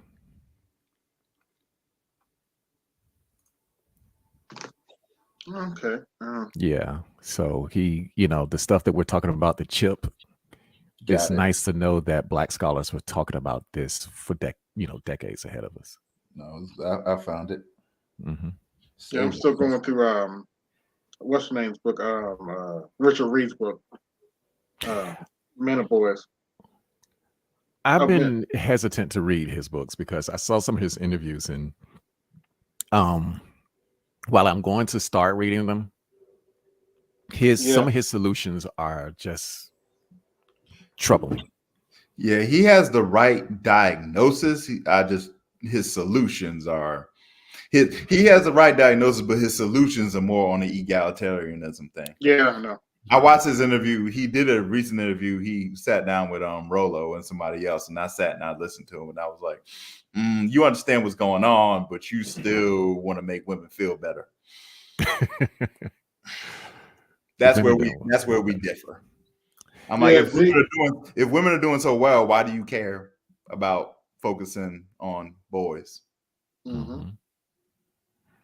And one of his solutions was to have young boys start school later, which I thought was just ridiculous. Wait, what? Yes, he wanted because that doesn't make any sense. I'm educated, but that doesn't make any sense. Henson point, right diagnosis, wrong solutions, terrible solutions.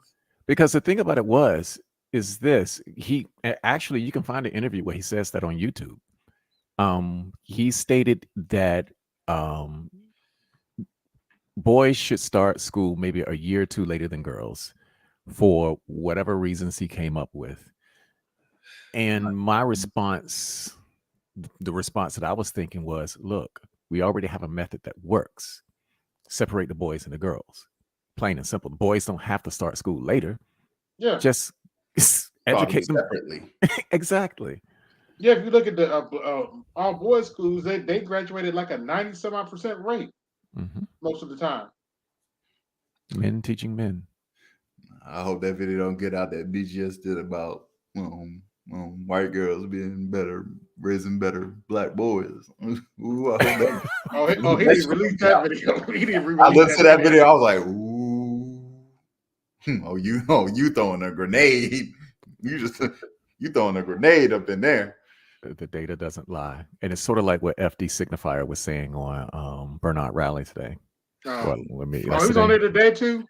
Well, maybe it was yesterday because I was watching the playback. And okay. It was yesterday. Yeah. Okay. Yeah, it was yesterday. That freaking he's a necessary fool.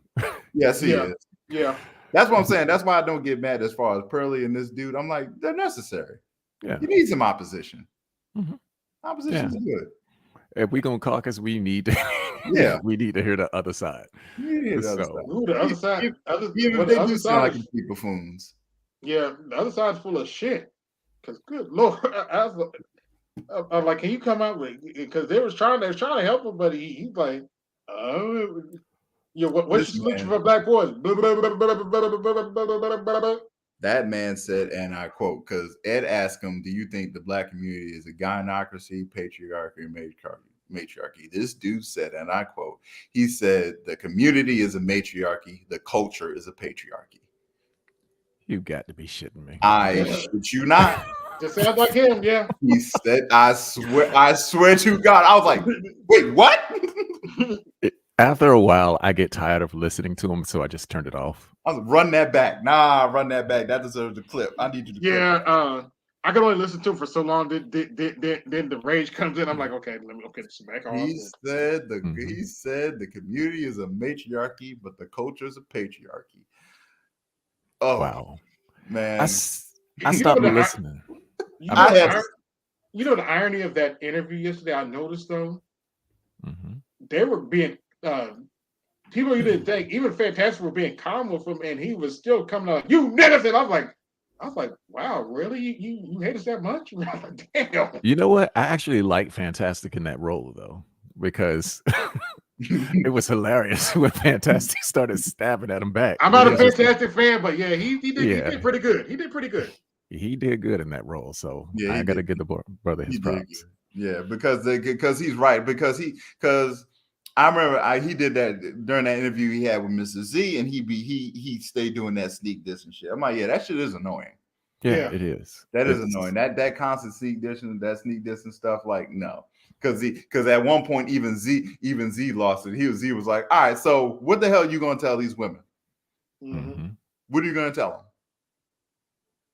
Well, that's the thing though. I stopped listening at the point where, remember when he was they were talking about intersectional feminists and women who are the teachers in school and they're basically going above and beyond to try to teach boys or bring them up to par.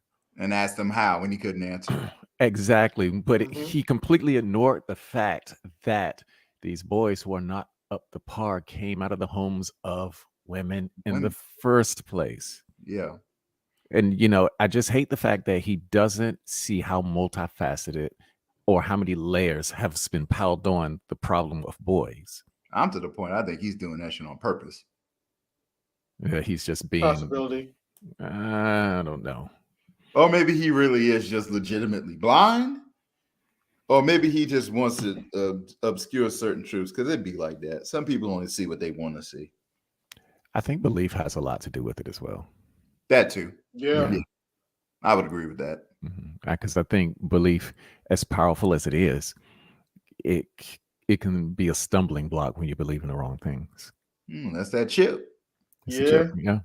That's that chip. He ain't You know, taking it. you hear about people that smell their own farts, but then to actually see it. I'm sorry. That's what I think of when I think of FD. He's a dude. He's one of the feminists that smell their own farts. They think their shit don't stink. Yeah, and then you go on that tirade about, well, I don't have to be here. I was in the chat. Well, you can get the fuck out then. You ain't doing us no favors. Why are you here? Notice how you're coming here and no one's coming to you. Right. No one's coming to you. You here. Yeah, that's the other part, because they tend to come to, like, just like Bitter Truth came to AB's channel, they go to Art's channel. And for what? You already had your mind made up. So then you have your mind made up, and then you come here with the sneak dissing. That's why I wasn't mad at Fantastic for going off like that. I'm like, you already had your mind made up, and then you come here with sneak dissing. Yeah. Yeah, that's the Black manosphere has become a very interesting place. So, but I think hopefully the men with the right mindset will prevail. But the problem is that it seems to be that they're largely outnumbered. It's fine with that. I'll take 2 lightsabers. Right. I mean, you know what? As long as I can speak with the brothers that I like behind the scenes, which I usually do, I'm good with that, because, you know, there's camaraderie there. Yeah, because this is out of control. Because I've been asking the same questions in person to people, like, what is this whole shit we're probably gonna change? It's not a goddamn thing, and you know it. That's why they can't answer the question. Precisely. And that's the thing that's very telling. I'm like, would you say all this shit, but as soon as we ask you a very piercing question as far as moving forward, no one has an answer. They don't want to move forward. It's the same old thing. Yeah. You don't want to move forward, or you want to move forward in your. Yeah, it's basically the hood's where it's good. Homeboy, I thought you knew that type of dumb shit. This is like, no, the hood ain't never. Yeah, exactly. No. Yeah, never been good. What's wrong with you? That's why I left. Never been good. It's just like I'm sitting here watching gentrification take place all over Baltimore, and yes, it's clearly like, not good. Yeah, it's not good. It's like, no, tear this shit down, and I don't care who moves in here. Just do something about it. Yes, I'm a former New York native. Every time I go back, I go back to my old neighborhoods, and I see it's a lot more white people here. Yeah, they moving y'all out. They tired of y'all shit, because the government wants that damn money. They want that tax money. They want commercial money. They want it all, and that comes with. I'm gonna have to remind brothers of this, and I have to keep on reminding them. The neighborhoods, though they have houses, there, what makes the neighborhood good is the people. Yep. So niggas who, like I said, every day, dropping garbage all over the place, fighting, shooting, music loud, 2 a.m. in the morning. And then like yesterday when I got up and I went to work, I stepped up my house, the whole block smelled like weed. Oh, wow. So I sit back like, okay, yeah, this is Baltimore. I get it. So, and I don't even live in a bad neighborhood. It's just, I mean, I live like 1 block from where Elijah Cummings used to live when he was living. Wow. Okay. But this, you know, some of the stuff that I see around here, you just can't make up. But I also know that it's been taking place for a long time because it's embedded in Baltimore's culture. Just like you, Lion, you would recognize things that's embedded in New York's culture. Yeah. And you would see it. Yeah, and it's like you see it. It's like you niggas are still doing this dumb shit. I was like, yeah, it's not even that. You know what I say? I'm like, you niggas ain't never gonna learn, huh? Yep. So it's not just a Midwest thing, huh? Okay. No, it's everywhere, dog. It's everywhere. It's everywhere. And the other part about that is that I was in Dallas, Texas. Well, actually, I was in Glen Heights. That was one city over from DeSoto, Texas, during its heyday when Black people there had the pristine lawns. We owned all the houses. We owned 70% of the businesses. This was back in between 2004 to 2000 and maybe 16. Okay. And it was like you see the signs everywhere. DeSoto, Texas, all American city. It was the bomb diggity to live there. So, all of those people from California and from other states started moving into Texas. And I don't know what happened to it. I know that the neighborhood that I bought my house in, it filled up pretty fast which was once all Black. The last time I went there and that was to sell my house, it was mixed. And I was like, damn. Yeah. I didn't care about it because it was just like, well, I no longer have a stake in this neighborhood. But it was funny to see that, those businesses that we ran in DeSoto, Texas, all of that money that we were generating there, people came in. Yeah. Oh, wait a minute. Hold on. Mr. Donnie Mac. You say he's in Dallas. Southside is realist. Man, I wish you could explain more because I hadn't been in Dallas since 2016. But he could tell you. One of the histories of that place was that there wasn't as much white flight when the Black people moved in. And what you got was a bunch of more responsible Black people who didn't have to deal with, who chose not to deal with a bunch of the nonsense. Right. Because they already came from nonsense and 9 times out of 10. Yeah. So Southside, and this here's a little bit of a factoid. At that time when I was there, the Southside, DeSoto, in that area, it was generating more money, more wealth than the North Side, where more of the wealthy white people lived. Wow. Interesting. Yeah. Very interesting history. That's why Dallas, as racist as its roots were, I'll always have a place for it. Okay. I mean, yeah, I still miss the New York smell every time I go back. I'm never moving back though. I go visit, but I ain't. I got no problem, and I only visit in the summertime. No, you will not see me when they get cold. Okay. Nah, you can keep all that, dog. Since you're from New York, what's your take on their mayor? Good luck, bro. Okay. Okay, that you said enough. Never mind.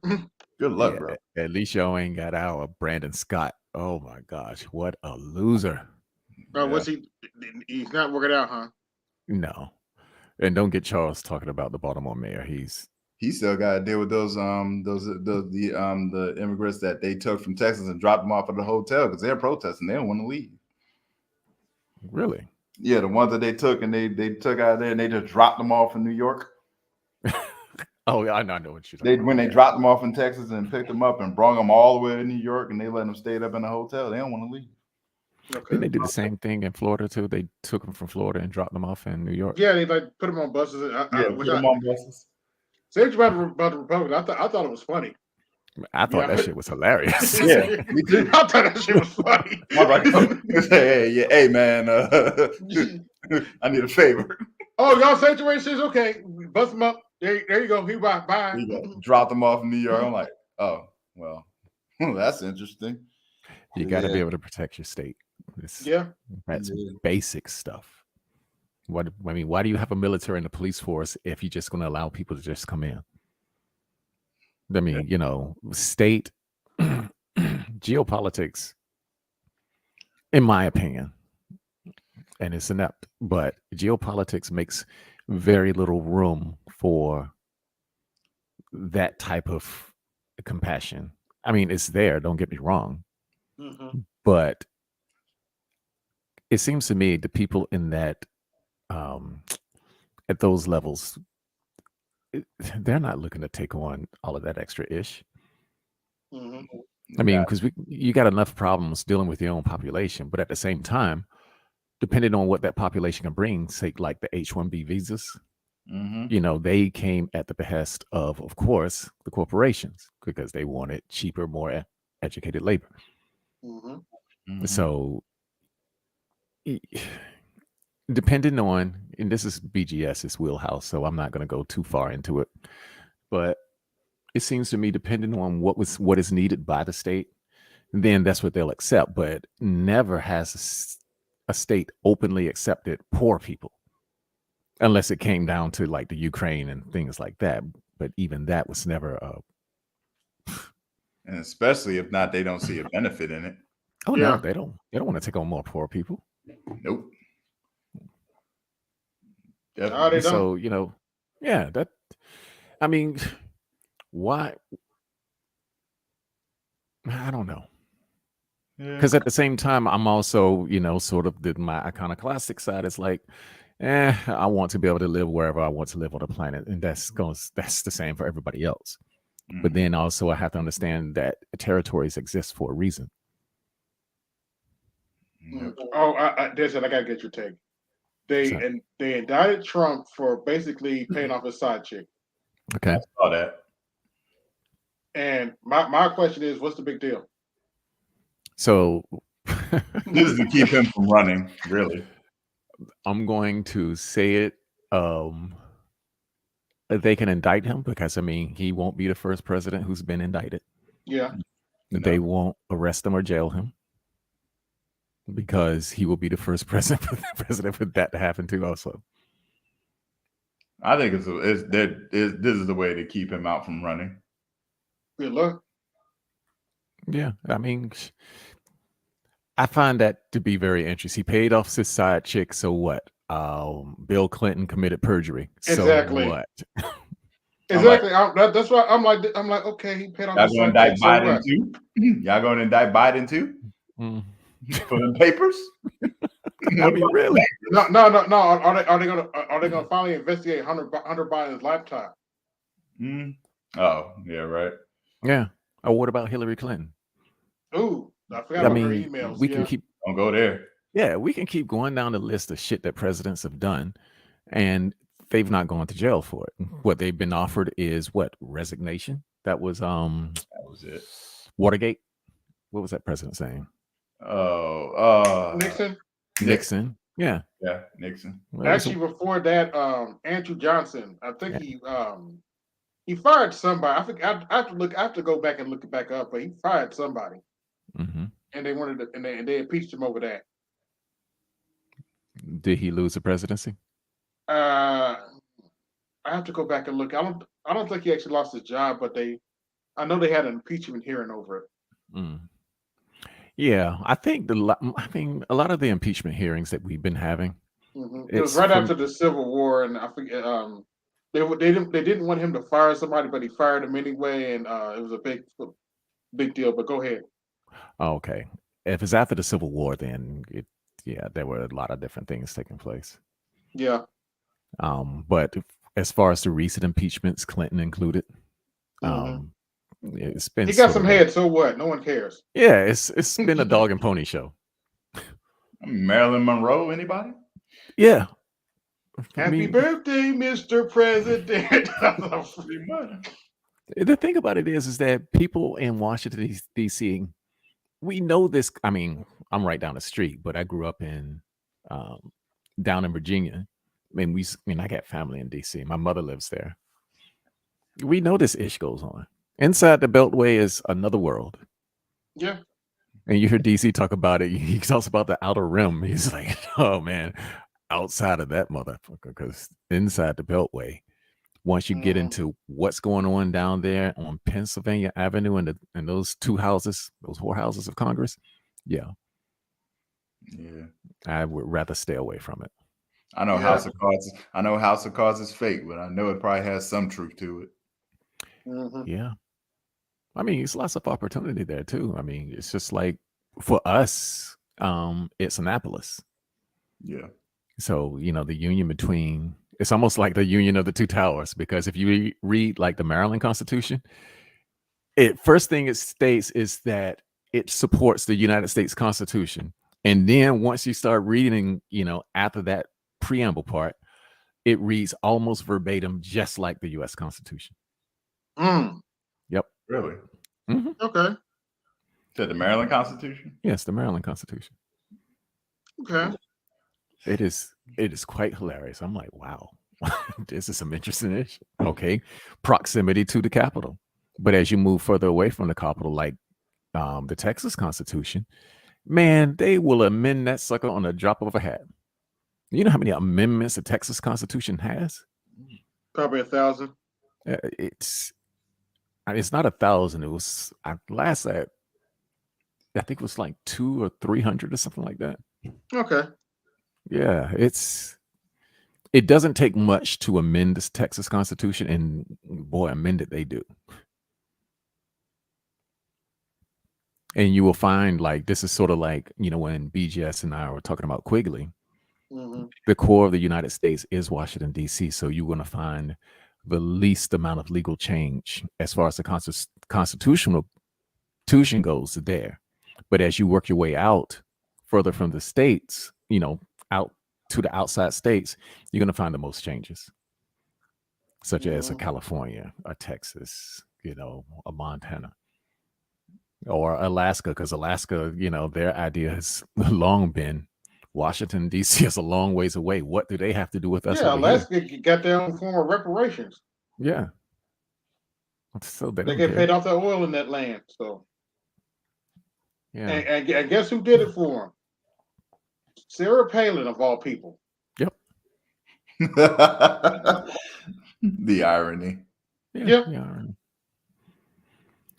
But yeah, I just wanted to come up while Thanks for coming. Yeah, I really didn't want to, and I listened to Bitter Truth. I did not want to exchange like that. But come on, man. Sometimes it's necessary. Yeah, it's necessary. Yeah. I would yell at a guy once on Pound, and that's because he kept droning on about something he had no idea what he was talking about, which was, put it this way, this guy had, I don't even know if he had traveled or not. And I can't even remember his name. He was that unimportant, but it was on Art's Hammer. panel. Was it Hammer? I think it was Hammer, yeah. Okay. And he kept going on. It was Hammer. It was Hammer. It was endless. And, nobody could get a word in edgewise because he kept on trying to just filibuster. And I was just, dude, just shut the fuck up. I'm like, little boy, sit. I had to do that to grown men, but I was like, boy, sit down. Just shut up. You're in the back of the class. Shut up. Yeah, go ahead. Because men, I'm not going to talk about what men should and should not do, but men should at least be confident in what they're talking about. And it was the same emotional thing that, Bitter Truth was doing. Wasn't it over Passport Bros? It was over Passport Bros. Oh God. Yes, it was over Passport Bros. He's one of those. It gets better. He ain't slept with nobody. He ain't been in an interracial relationship, but he want to talk about Passport Bros. Time out. He's a virgin?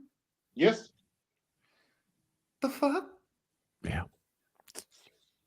So as you can imagine, you want to de-police other grown men? You haven't even had anything. Yeah. Mm-hmm. There was another guy. Even better Truth digged in his ass too. It's like, yeah, I remember that. That's a funny thing though, because we had other men who remember that guy. I cannot remember his name, and he used to talk all of this cash shit about relationships, and he was this and he was that, and then we finally asked him, how long have you what was your longest relationship? This dude said 3 months. And I said, what? Wow. Why is it always the inexperienced motherfuckers that got the most to say? because those of us who have experience are like warriors who come from the war zone. We don't want to talk about the shit. No, we don't. And I find it interesting about that because we're all from different states. We're all from different states, but we all been through the same line of bullshit. That's because it's the culture. That's the only thing I'm trying to get people to see. It's the culture. It is the culture. It really is the culture. That's why I'm glad I found this space, because I was in the midst of my divorce, and I was just getting out there dating, and I was like, yo, something weird. Wait a minute. What the fuck is going on around here? And I found this space. I was like, oh, thank God. It felt like I'm not crazy. I finally got air. I was like, oh, thank God, I'm not crazy. I'm not crazy. It's a funny thing though about like when I got my first divorce and I walked back out onto the scene, man, I owned the scene. And you know, I know a lot of people talk about your skills do atrophy. So, you know, like that first 3 to 4 months, I did stumble a lot because I had a old way of looking at things. Yeah, it was like that for me. Yeah, but once I picked up that app and I saw what the men were doing on that app, and it was like, damn, why would a woman want you? You standing on top of a mountain with a mountain bike trying to look cool. Or you stand, you know, it's like you want to show your biceps or some dumb shit like that. I had already known that women like to see men with other women. So when I got on the apps, I owned that shit. I was having dates left and right. Yeah, the dating part is now it's like now, but now that I've officially settled in, because it's been like 2-3 years, and now it's like now it's pathetically easy. Man, I'll walk outside your house here. These desperate bitches. Oh Lord, I had to watch who I Facebook friend now because get a chick be trying to send you twerking videos. Oh, they put their Instagram in their dating profile. Right. Man, look, I would caught the train. I'm glad you said that. I wouldn't even let Facebook sign me up for that shit. I was like, oh no, you not, no, I don't need that. I don't need that crap right now. I'm trying to. Man, you're not gonna have another faceless follower. Get the hell out of here. Yeah, I mean they've gotten bold about it because like I caught the train from DC back to I was at Union Station. I was catching it back to Penn Station in Baltimore. Okay. And the train was late, so I don't know if y'all ever been to Union Station in DC. No, but not. Okay, you sit in the lobby and you know they got the TVs out there and all this other stuff, and you know everybody's sitting there waiting. And it was this young, I mean, she was a decent looking black woman. She was sitting one chair away from me. She kept on looking at me. And I had my iPad out because I was reading, and I looked over at her and I just, you know, nodded my head and just kept reading. But I kept catching it out the corner of my eye. Then this brother came over and he was talking to her about something. He sat in between us. I knew what was going on there. So I put my headset in because I didn't want to hear them, you know, chatting it up.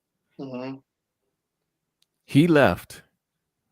And then she, again, kept looking over at me. And so I said, what's up?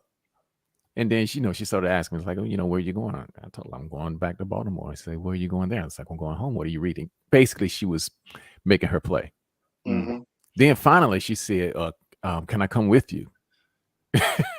Wait, wow. I said, man, I put my shit away. I said, no. And I got up and I walked to the other side of the lobby and then sat down. When I was walking away, I heard the brothers behind me chuckling.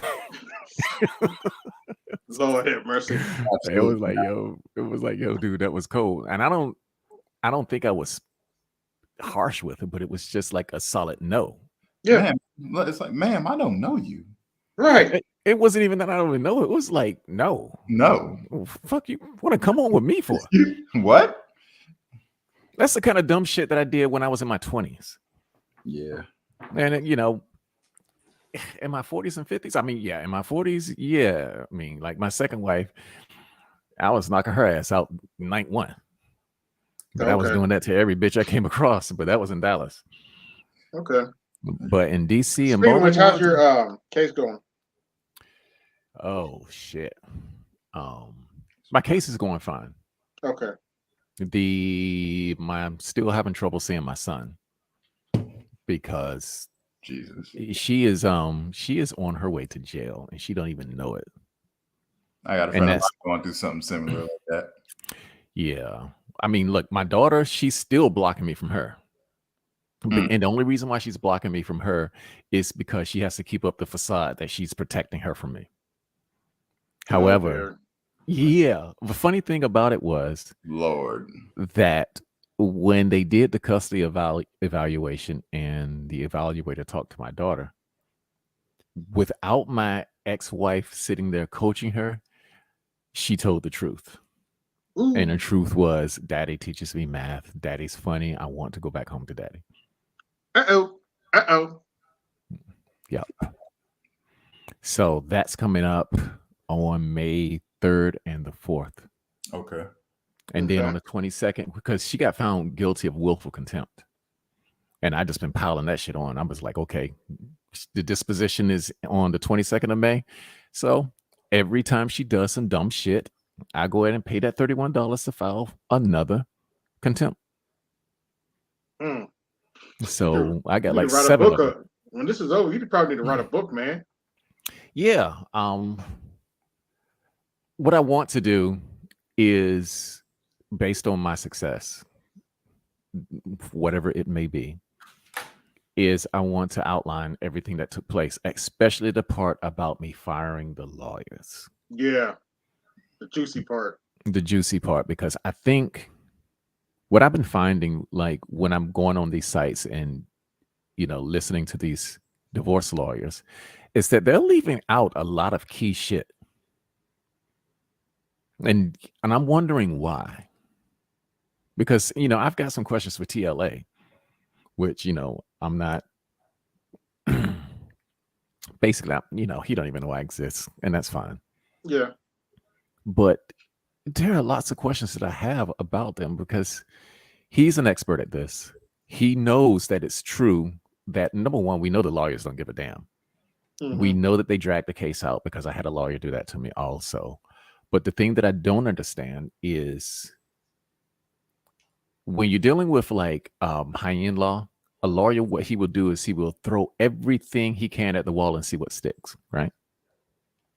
Okay. That's a real strategy. There's like, okay, it's the most minute law or the most minute infraction. They'll throw it at the wall because it just might stick depending on the judge that they have. The funny thing is when it comes to divorce lawyers, that's not what happens. And I have all of this shit to throw at the wall, but neither one of my lawyers wanted to approach any of it the way that I did. They probably saw it as an open and shut case. Actually, what they were going for was a child support angle. Oh. So they work in cahoots with the courts. Got you. So the other part about that, and it states this in the CJS, if y'all know what the CJS is, it's the Corpus Juris Secundum. And that's the book that law students read. So, and it states that when you hire a lawyer, the litigant or the plaintiff or the dependent, when the plaintiff or the defendant becomes a ward of the court, and the court at that point looks at the plaintiff or the defendant as incompetent. That's the reason why when you hire a lawyer, you're not able to speak freely, because what you've done is you've agreed to let that lawyer speak for you. And by virtue of letting the lawyer speak for you, you're basically allowing the court to speak for you. And that's why we got a bunch of black men in jail that don't need to be there. Yep. So you guys sit there while he tries to make an argument for you, and he doesn't go along with the game plan, even though you had a game plan for him. He goes complete opposite of that. Precisely. Like I had police reports. The second lawyer didn't even use them. I have appealed my divorce. I actually recorded the arguments that he, because in Annapolis, the appellate court is publicly streamed. Okay. So I recorded it on my computer and I listened to his arguments. I was like, that's the weakest shit I've ever heard. He even mentioned the civil rights violations. Wow.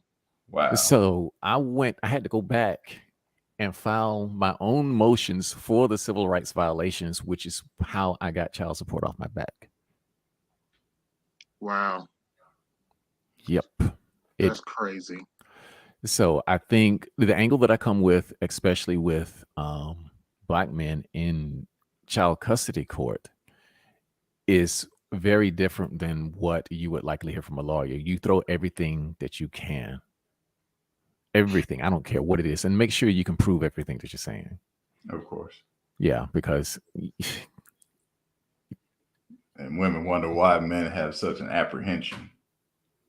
Don't get me started. I still gotta get after I get done with this stream, go to sleep. I gotta get a rant together on this this heifer that killed her husband on Facebook Live. What? Excuse me? This heifer killed her husband on Facebook Live, but that's not even the worst part of the story. Of course, it never is. Now, let's put this in context for you. Shout out to Pink Book Lessons. I watched her video on this. Oh, okay. I follow. Her mother was there. She was there, both in the house. She's met the whole arguments are because the husband's getting ready to go to work, and she's mad at him because he won't fix the kids' breakfast. Wait, what? So typical. Oh my gosh. Now, remember what I just said. Her and her grown ass and her mother's grown ass are in the house. But she's mad at him. He's getting ready to go to work to make money to pay bills in that house. But she's mad at him because he wouldn't fix the kids' breakfast. And it ended up him getting shot in the head. Oh, by the way, apparently, I haven't watched that video yet, but apparently the kids came in there and saw their father on the ground. Ooh. He got shot in the head for not fixing breakfast. On Facebook Live in front of the kids. In front of the kids. I swear you can't make this shit up. Not even if you tried. I mean, the things that's going on now is stranger than fiction now. For real. Yeah. Wait, what? Like, yeah, and I had heard about that situation, but to hear the details, I was sitting there with my mouth open. I couldn't believe it. I was like, over not fixing the kids' breakfast when he was going to work. Man, I was done after the one that Pink Book Lessons did. I think it was around last year in Chicago, where this single mother killed her son. I think the kid died because she thought he took her her SD, I remember that story. The SD card. Yeah, and then the father wanted to forgive her and make excuses for her because she's I think she's on some sort of medication. Bullshit. The father was making excuses for the wife killing his son. Yeah, they weren't married. It was out of wedlock. Wow. Yeah. Look, I believe in stoning bitches. Okay. So yeah. That's no. It's crude, but it applies here. Yeah. I believe in the Old Testament. I'm sorry. I believe in the Old Testament, especially now. These heifers doing too much. They're doing way too much. Way too much. Yeah, I remember that story when she covered that. I was like, that story. I wouldn't look that up. I was like, hold on, let me see and read the entire thing. Man, Dr. T shared a story that broke my heart. This grandmother killed her granddaughter by making her drink whiskey. Her blood pressure, her alcohol level was like 0.6. Jesus. Why did they make? Oh, wait a minute. I forgot. She killed the granddaughter in front of her mother. What? From alcohol? From drinking? She was drinking right in front of her? Forced a 4-year-old baby. Forced her to drink alcohol. Well, I mean, hard liquor. Yeah, I was prescribed beer from a doctor when I was 5 years old. Damn. But that was to get my urinary tract cleaned out. Okay. And it wasn't much. It was like very small amount, like a shot glass full. Okay. Yeah. So it's old medicine, but hard liquor, I'm not sure where that part comes from. Yeah, it was something like whiskey or something. It was something crazy. But our alcohol level was like 0.6. It was way, way, way over. I think it's like 0.2. You're legally drunk. Yep. Yeah. That's wow. I mean, because I've seen videos of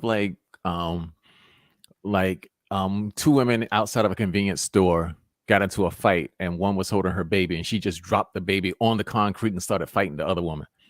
And then the baby died like 3 days later. I remember that. That was like 2, 3, or 4 years ago. Yep. Just thinking about it is just, oh God. Yeah. But I remember some years ago, I think it's about 10 or 12 years ago, mother and daughter were fighting out in the parking lot somewhere in Indianapolis, and they both got hit and killed by somebody in a hit and run accident. Wait a minute, they were fighting and then got hit by a car. Yes. They were fighting over the mama's boyfriend, apparently. This is not John Wick. Don't do that. Not John Wick. Don't take that. No. That sounds like a Wile E. Coyote type of shit. Yeah. Like, what is you can't make they was fighting over the boyfriend or something. I was like, wow. Of course they were. That's not unusual though. Unfortunately. You know, of course they were fighting. Women will be challenged by their own daughters. I mean, mothers usually get jealous of their own daughters because their daughters are younger, hotter, that type of thing. It goes back to my point. You expect me to feel some type of way about some lily white girl. Yeah.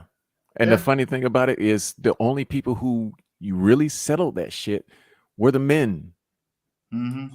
The men settled. I mean, because I think I told you this, AB. You might be new to hearing this, Lion. Yeah. But when I married my second wife, it was her mother who told her own daughter that when she was pregnant with our daughter to watch herself, that she was going to get jealous of the relationship that my daughter had with me, her father. Oh, wow. She saw that in her own daughter and warned her about it. Wow. Yep. And sure enough. And sure enough, that's what happened. The psychology of that, you being jealous. Lord, sit on the couch. The thing about it is, black women, women in general know that this takes place. They know. That's a crazy part. They know. They know. So, when they're sitting there lying about the real disposition of women, I mean, this is not an old phenomenon or a Western phenomenon. This is taking place around the world. Mm-hmm. So, while I may think that, man, what's wrong with these women? It's like, no, that's part of female nature. Yep. That's the ugly part about their nature. Just like there's ugly parts about our nature. Oh yeah, we will make war. we will fuck anybody up that over respect. Over respect. Yeah, that's our nature, but that's our nature. It's the ugly part of our nature, but it is our nature. Mm-hmm. It is. Real talk. But purposefully though, when men engage in that type of combat, especially over respect, it's usually in the formation or the maintenance of a hierarchy. Yep. Yeah. Because that's what duels are for. Mm-hmm. Duels, when the Cowboys, and even the Cowboys, when they had their shootouts, when they had their standoffs, mm-hmm. that's what it was. That's what it was about. It was, and a bit more. I mean, to go back to the basics. Yeah. The one who survived or the one who climbed that hierarchy the highest had mating choices. Yep. Yeah. Yeah. It's no different. It's no different than today. Yeah, it's not. That's what when we talk about a lot of this stuff, and then when I go to select some of the old religious texts, namely the Bible, and you see that men were dealing with this shit 2,000 years ago and they wrote about it. Yeah. It's just like, why the hell are we still arguing about this issue? Yeah, they even wrote about the side chicks. They even wrote about the side chicks. They choose to not know, or they want to. They're so consumed they want to put morality about it because we're more civil now. It's like we want to hide behind us being civil, but no, we're just as animalistic as we used to be. Oh, by the way, act civil. By the way, quiet as this cat. A lot of people don't know the Bible has a sex novel in it. A sex novel? A sex novel. Song of Solomon. Song of Solomon. Song of Solomon. Yeah. It's pretty much a sex novel. Yeah, it was. It was. I guess it was a 50 Shades. Yeah, I read the Bible too. I read the Old Testament. Yeah. Yeah, I get into the old and the new one. The new one I was surprised by because I always thought of Jesus as a hippie. But then when I found out that dude was hardcore, that was a bad motherfucker. That dude, I mean, what he said to his own mother, that shit was crazy. She came with that whole my father's business. Yeah, he was like, "What are you to me, woman?" I thought my father's business. What do you want from me? Yeah, I was like, "Yo, this dude crazy." But yeah, my favorite is when he's talking shit to the Pharisees. What are you Pharisees? You hypocrites! You're full of dead man's bones. I was like, wait a minute, did he just say they was full of shit? I was like, damn. Yeah. Yes, he did. I mean, dude was. I'm like, hold on, wait a minute. Asking for an ass whooping. You read the New Testament. Read the New Testament. You'd be like, oh, I see why God chose you. I see why. Yeah, it's funny. And I think because I'm not reading it to believe. I read it for the philosophy. Because there's some really deep philosophy behind it, especially when you get into the Old Testaments. The nation building part, I never get tired of that. Yeah. And we serve a loving, caring God. Oh, okay. Did you read the Old Testament? He's like, make sure you kill everything, don't leave nothing alive. Yep. I remember reading that with Egypt. Yo, Egypt got man. Egypt took some L's. There's something about the because there's the 4 qualities. That was love, justice, it's love, justice, power, and love, justice, power, and wisdom, right? The justice part of that whole philosophy means that blood has to be balanced. So for every bit of blood that is spilled by an act of evil, an offering must be made to balance the scales of justice. Yeah. And that was the reason for the ransom sacrifice in the first place, because a life for a life. A life for a life. So this idea that people have about a benevolent God, that never existed, neither in the Old or the New Testament. No, dude is like, fuck with me, fuck with my followers, I will fuck you up. Exactly. And not just you. Like what happened with Corey, Nathan, and Byron, your entire lineage. I'm like, yo, I like this dude much better now. Oh no, hey, listen, man. Look what happened to the Lord, listen, man. You got 1 week. Yep. You got 1 week, dog. Look at those people that fuck with Daniel. Oh yeah. They put him in the lion's den. Daniel survived the night, and he threw all them and their families into the lion's den. Yep. Yeah, and don't get me started on the promised land. It was like, no, you got to go and take that shit.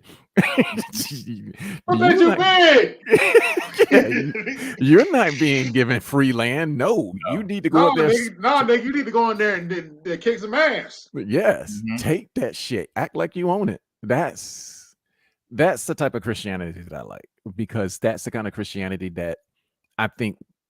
That's the kind of Christianity that I think Nat Turner was following when he decided to go up against the slave masters. Yes. Yeah. Because he read the Bible, and that's what made him, compelled him to revolt. Yeah. So, I like that because it just tells me straight up, it's like, we can talk about killing all day. We can talk about being anti-war and pacifist. It's like, no, pacifism does not exist when it comes to statecraft. No.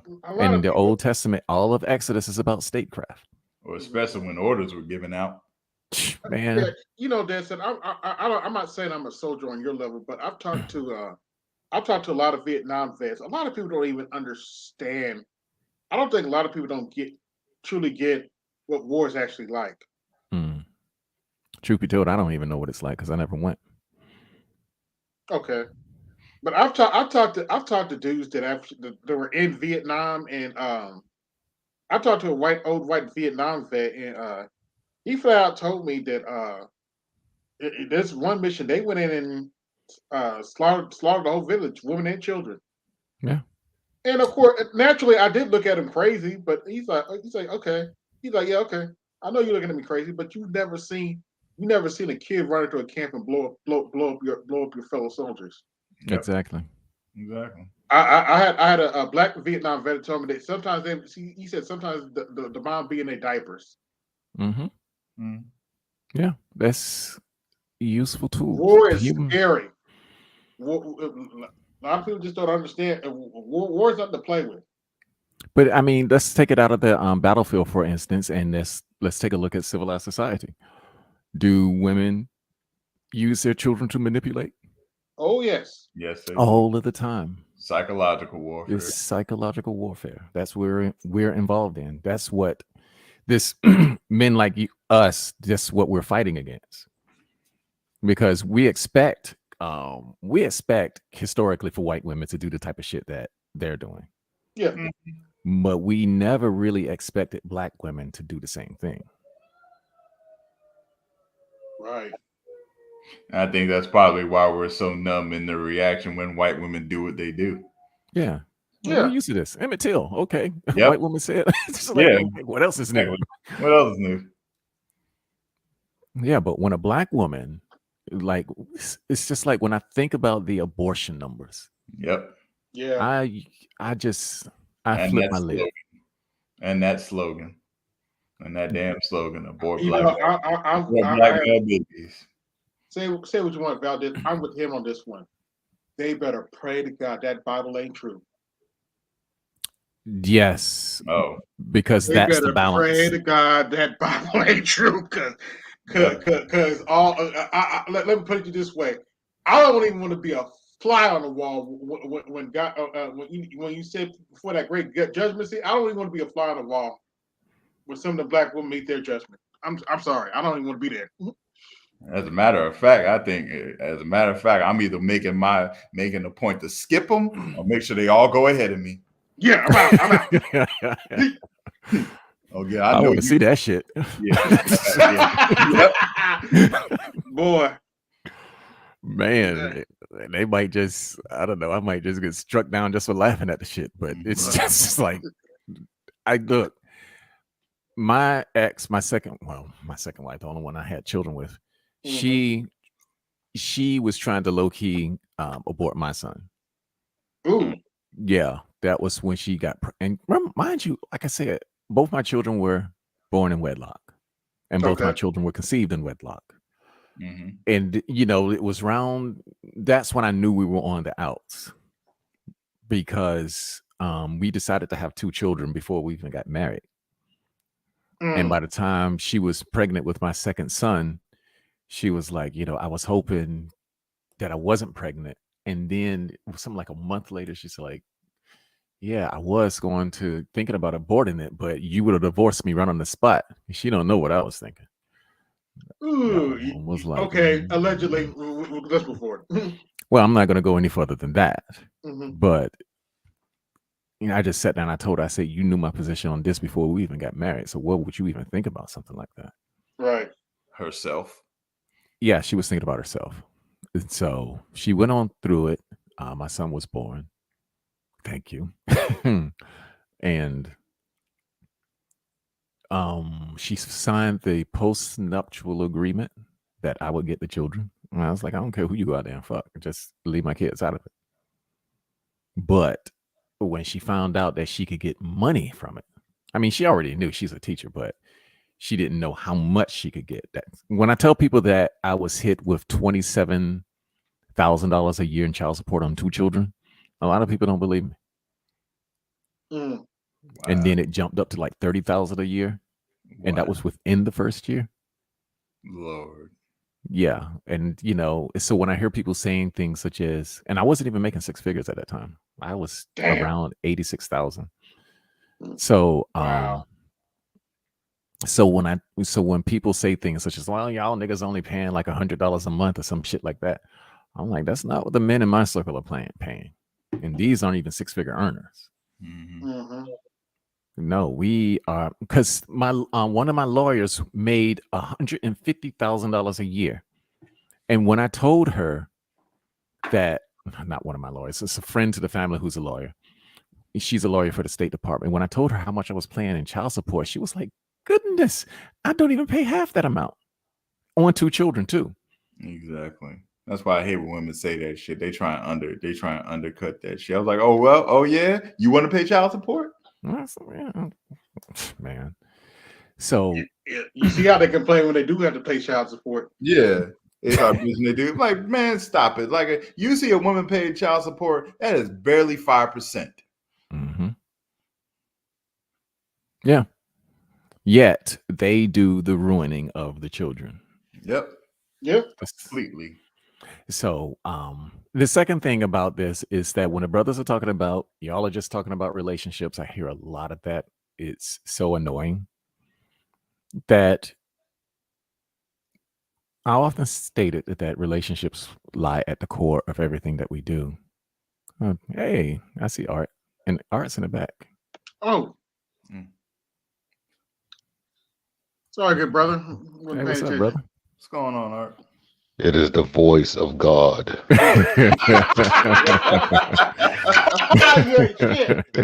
Oh, man. I started not to come up. I was like, let me go ahead. Let's go where there's some peaceful people. You know, that's the reason why I'm up here, Art, because, you know, you and I were watching videos. Yeah, man. Yeah, welcome AB to the low-hanging fruit club. Oh, well. Yeah. Because they don't have that smoke for people that they need to have it for. That was my point was it yesterday? No, the other day. Tuesday. And that's 100%. Tuesday. And that's 100% fact. Yeah. Because I know what I know plenty of spaces that talk, you know, with the whole, you know, you don't have to apologize, Miss Pearly. You know, I'll set your bath water. I love you, Miss White Lady. I ain't setting a bath water now. You know, we ain't doing that. yeah, those panels that say that, they need to go to them. Exactly. You know what I mean? And they going every day. I ain't doing all that. I ain't doing none of that shit. No, I'm saying is that's how they talk over there. Yeah. But they come to us as though we talk like that. And that's the thing that's getting missed. That's the thing that's getting missed here. Because you want to talk about defending. I'm like, who the hell is defending her? Who? That's the part I really don't like. And I think a lot of people are in this space because a lot of black men were unjustly accused of something. Now all of a sudden we doing it to each other. Yeah. Yeah. In other words, acting just like the women. Acting worse. Worse. I mean, very boisterous, disrespectful, accusatory, all these things. And I'm probably gonna, if everything boils down by Tuesday, because I ain't going on Friday, but I'm probably just gonna talk about, not in depth, but if you got issues with people, stop poking at the people that's associated with them and go to that person. Because it's getting annoying. We're taking it on the chin or whatever. Yeah. But that was the point I was making the bitter. I'm like, if you have this much smoke for these individuals, go to them. Oh, it ain't just him now. It's other people. You know, it's other people. Like me and Dad said, was looking at another panel. And we're like, this ain't about pearly things. It's about this individual talking about. Yep. That's all it is. So let me get this straight. It seems like this white chick, Pippi Longstocking, that's from the new name for her. She like Pippi Longstocking. That's her. That's how much we love her. We call her Pippi Longstocking, right? Oh, you still caping for her. You made her a superhero. And she got the hair color and everything for it. Yeah. You know, the teeth, the freckles. But I'm sitting there like, you gonna use this chick to disparage your black brother. Out of nowhere, by the way. And you don't even need to do it. There is no need for it. That's what I'm saying. And it's like, you're going to do long panels. For real. And this is the other thing too. You would, like, I can see remember Beasley, I talked about that on Tuesday. Yep. And AB was on the panel sometimes too. Remember Beasley kept calling Angry Man the B word. And he He's feminine. I was like, bruh, don't do that here, man. You know, I mean, like, go to Angry Man himself. Guess what? He did. Mm-hmm. He got with Angry Man on BGS's panel, and he went to Angry Man's channel. Some of the most legendary live streams. Bruh. No, that didn't go well. I had to give him respect. That's like, bruh, I mean, you did what I suggested. I mean, and I thought that would be more manly, you know, manosphere, quote unquote. I thought the man thing to do was go straight to the people that you have problems with, instead of hit like the dude is right there in front of you, and basically you're in the crowd, and the dude that's doing all the stuff that you don't like is in front of you, but you hit the guy on the side. Yeah. Mm-hmm. Like I'm glad you made that up, because I missed the days watching Alan Roger Curry, rest in peace, and Obsidian go back and forth. That shit was hilarious. Yeah. That shit was hilarious. Oh my shit, man! You know, I love when you say that. I didn't say that. Yes, you did. Play the tape. Let's see if I play the tape. Oh, he crying. Yeah, he crying when he did that. Where's the tape? Play the tape. Let's see if y'all play the tape. You got tape? Let's hear it. Oh, Obsidian, roll the tape. Like, they stopped making tapes back in the 90s. Oh, okay, well, just roll the footage. Did you record it? Go ahead and play it. I'll wait. Did you push play? You push stop? You got the buttons? It's on the computer. Just do it, man. Yeah. If you have a recording of it, go ahead and play it. I swear to God, Obsidian's that uncle that did all the bad things at the cookout or the family reunion. Yeah. You know, say Lil Lucky. Yeah, you Lil Lucky. He got all the stories for you. Yo, you know, it was hilarious when him and ARC used to go back and forth. I swear to God. Yeah, he's a cool uncle, man. I was cracking the hell up. Yeah, he had me. Yeah, but yeah, when you use some of ARC's stuff and he finds out, boy, he gonna chase you down. That is it. Don't let ARC. Don't mention his name. Do not mention. You ever see how he start off though? Yeah. How's everybody doing on the panel? Yeah, right. Look, man. So here come panel ARC coming out. Here he goes. Rest in peace. I crack up. Rest in peace. He give everybody like a nice little salutations or whatever. All of a sudden, he goes straight for the jugular. Yep, straight for it. You know he's building for it. You be like, go ahead. But that reminds me. He'll swear up and down he not gonna go wild. He swear he's not gonna go left. He's like, I'm not gonna. I didn't come that for day. 2 minutes later. But I like that old spirit though, because it's like early hip hop. You better not be biting off my shit, man. You better come up with your own shit. Yep.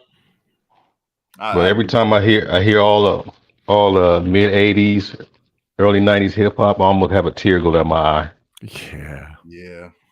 Man, I'm like, we were spoiled, man. Yes, we were. We didn't know what we had. Like, did you listen to Nas' new album, King's Disease 3? It's actually not bad. I heard it was good. Yeah. Oh, really? I never was a Nas person though, but I heard it was good. King's Disease 3. It's actually pretty good. Okay. Yeah, I left hip hop, I would say in '93. Okay. I gave up on it. It started doing the whole for Jizzle, my Nizzle, and Indo Smoke and all that BS. You mean that California stuff? Yeah, man. I was so discouraged. Then that was during the time. That was during the time when they had the Source Awards when Snoop and Suge Knight and all of them were going at it with the East Coast people. Those West Coast beef. Yeah. I turned the channel. I said, "Shit, I ain't watching this BS." Yeah. I went straight to neo soul, smooth jazz, and acid jazz. That's what I left hip hop for. Hey, and I never regretted it. Shit, boy. Acid jazz was. All right, I saw your picture on Facebook. Are you sure you're 50? I'm saying. I just stay out for pork and stay away from bad women. I would have looked younger if I didn't have my first marriage. I was like, are you sure you still 50? I'm like, this dude's 50? Wow. I hope I look that young when I'm 50. Good Lord. He still looks like he's in his 30s. Yeah, I just stay away from bad. Well, I could have a better diet, But for the most part, I still eat like I did when I was in the nation. So Okay. some things you don't What are you your don't thoughts on forget. bean pie? And that's the infamous dish everybody hears I about. can't eat it because I have gout. Okay. But it's probably your best source of fiber to be a dessert. Okay. And all bean pie ain't the same. Let me just keep that 100. Some bean pie is nasty. I'm sorry for people in Oakland. Y'all got some nasty bean pies out there, man. Oh, it's so bad. Oh my God. But I heard Atlanta got probably the best. Atlanta. That And makes of course sense. Chicago. Oh, Chicago. That's Yeah, where my the minister at. They better have some good bean pie. yeah.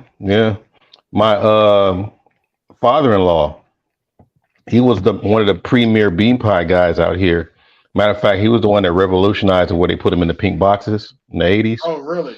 That was him. That was him.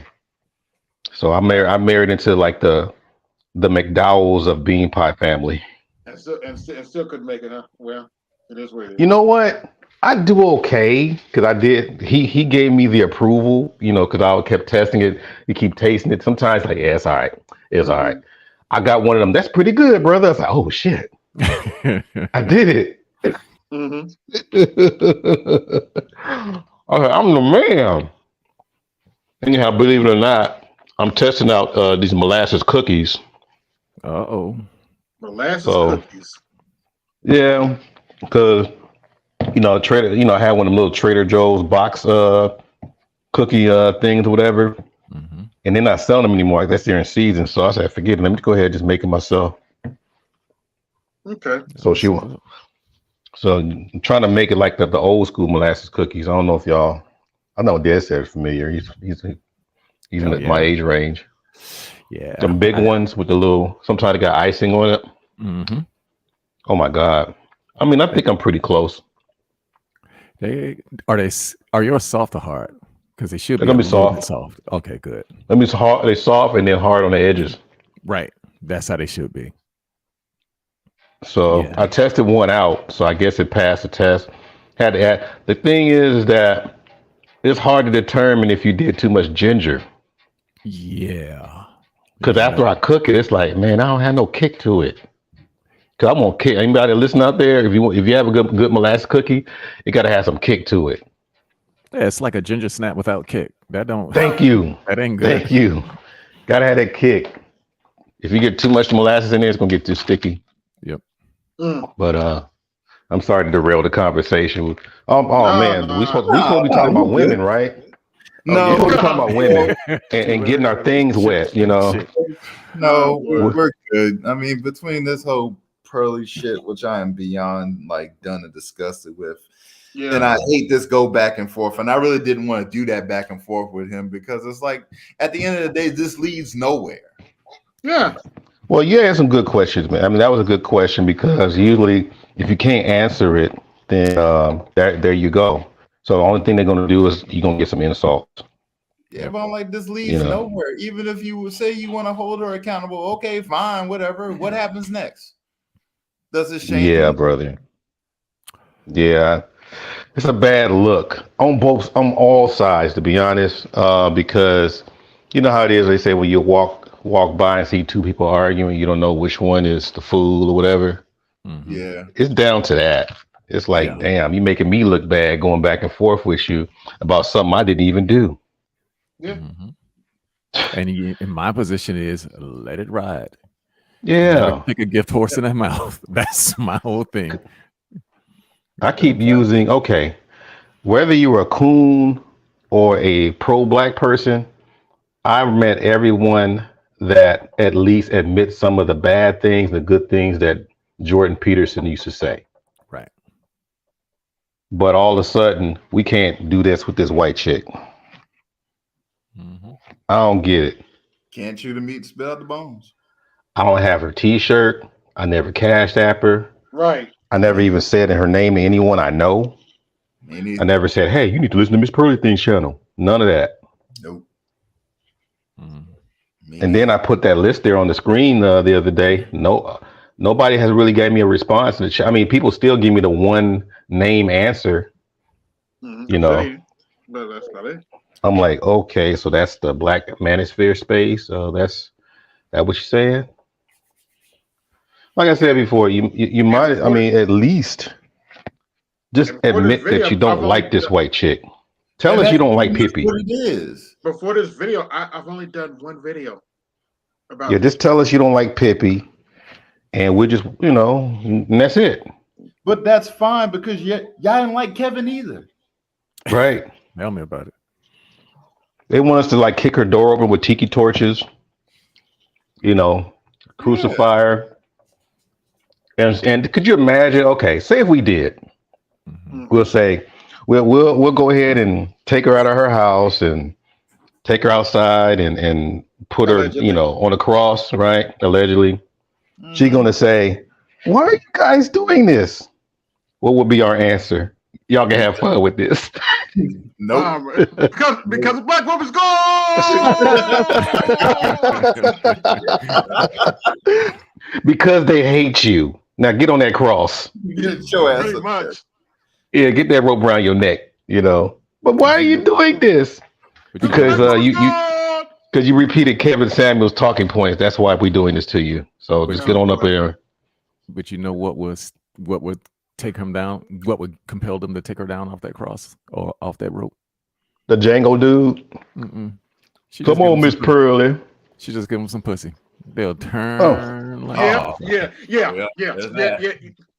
I'm glad. It'd be like snowflakes out the sky. Oh, take her down. I'm glad you said that, Dad, because I noticed that. I'm like, because the way they was talking to us, like why they act like we want to date Miss Pearly? Why they keep talking to us like we want to date Miss Pearly? We're just pointing out, don't be put Miss Pearly on us. Yeah, that's always been the position. I don't know why people can't separate that. They just, I don't know, for some reason it's just hard to believe that somebody had to put her on. And the crazy part is, if you listen to her, she pointed out, she said Rolo had a hand in helping her. Yeah, but people ignored that. Well, if you listen to her content, she doesn't really talk about black relationships. She talks about well, that's not their comeback to that is it looks like she's talking about black stuff because there's black British people on the panel. That's their argument. Yeah, it's the. Then why do they keep going? Because what are these black British people? Yeah. Nigerian, yeah. Now you heard Jessica X. Obviously, she ain't the only one that think that way. Exactly. I'm quite sure all them people over there think the same way. So that explains why they rolling with her. And they've been talking about her for how long? Not Jessica, but and she was one of my biggest supporters. So I still got love for the sister. But the people out there, ever since we've been going all back and forth about this lady, where are these groups? Not one British person, because people keep saying, well, there's that one guy over there out of 1 million people. No, where are these groups of British people that have smoke for her like we do over here in America? I ain't seen that. Yeah. I ain't seen that one. I'm just waiting. Because we never been. Also, all these dudes that are mad, why aren't you going into black British people? Because they're the ones that usually over there. Thank you. Take it to now. Thank you. Because they you know what they know they're gonna get some kind of rejection. Like, what are you mad at us? Yeah. We're over here in England. There's no racism over here. Bro. All that. Bro. Yeah. Why are you acting so naughty to us? We're happy here in England. It's racism. The funny thing of it is I lived over there. For 4 years. And they was, I think the black British people, there is kind of as schizophrenic as we are here. Yeah, I just think a lot of them, and I've never been there before. I heard, I think a lot of them just stay out of trouble. Yeah. We're more fighting like, man, well, you call me what? We respond most of the time. I think they just, because you got to remember, a lot of them come from Nigeria, Jamaica, the islands, and so they come from colonization situations where we straight out the mud over here. Mm-hmm. Yeah, we were bred. Born and bred in it. You run across that though. I mean, you run across that over there. There Yeah. have been quite a few shows. I always bring up the Brixton riots of 1981 because it was such a key event that sort of mirrored ours. It was basically the black youths versus the London police.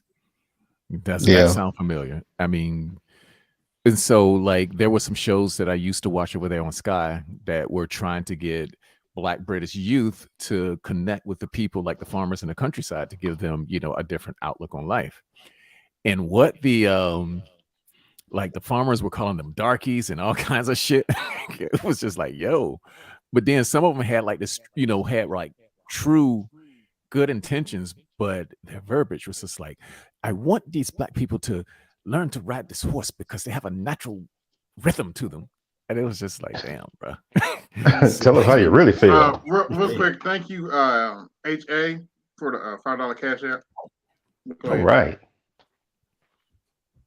Let's see, Sarah. Oh, I saw that Savvy FX. Yep. I saw it too, and I'm like, and yeah, I was like, I saw it. I saw it. I'm like, okay, we've been. I mean, the neutral people, or not neutral, but indifferent people. Mm-hmm. It's like he kind of like he really affirmed what we said. Mm-hmm. What do we say? Oh yeah, she could be a racist, whatever, you know. Yeah, you know, but later on, she could just be that bull. All you gotta do is take the bull by the horns. I don't know why people don't understand that concept. Yeah, I mean, okay, right. Here's the problem I had with that whole thing he was saying, because I did not like the brothers' reaction to it, because they were calling it slavery because of that 10% or that 30% thing. Mm-hmm. The thing about it is that you volunteer and agree with that contract. That's not slavery. No. Yep. And here's the thing. Watch this. If she was that bad, you know, where she was, you know, every now and then going back and forth about black issues he disagreed with, why all of a sudden you throwing her under the bus when the contract wasn't right? Exactly. Mm-hmm. He should have kept his mouth shut. I mean, my thing is, the contract was the main reason why she wasn't all, you know, like the innocent Pearly or whatever. Mm-hmm. It wasn't her being racist. Mm-hmm. It was that contract. I would ask another question, because since he gave this story all in past tense, so in other words, when you saw that, why did you keep working with it? Yeah.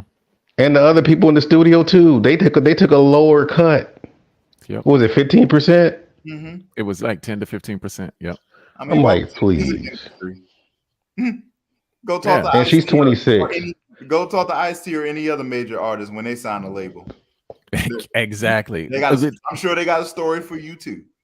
And check this out. Go ahead, fam. Well, the thing about it is that every time, you know, when he was recounting that story, the first thing I thought about Pearl, I was like, oh, so she is her father's daughter, because her father was a businessman. Her father was a businessman. Yeah, that's what I was going to say, was that if she's like that at 26, she's going to be ruthless. Yeah. We should get 30, 35. And dude, she's going to be bigger than Jeannie Buss. Because, you know, she liked the Black D. She's conservative. Mm-hmm. She does right-wing talking points. But at the same time, she still has a slave master's mentality in Europe. That's huge. How many times did I have to say that we need to inculcate a slave master mentality? Well, yeah. My Africans, remember that? My Africans. Yeah.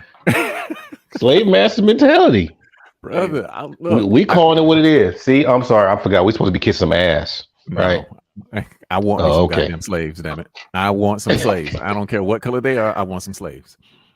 I'm sitting there, and that's the thing that I'm pissed off with the whole thing of, as far as people not able to have a civil conversation about this, whether you for her or against her, have a civil discourse.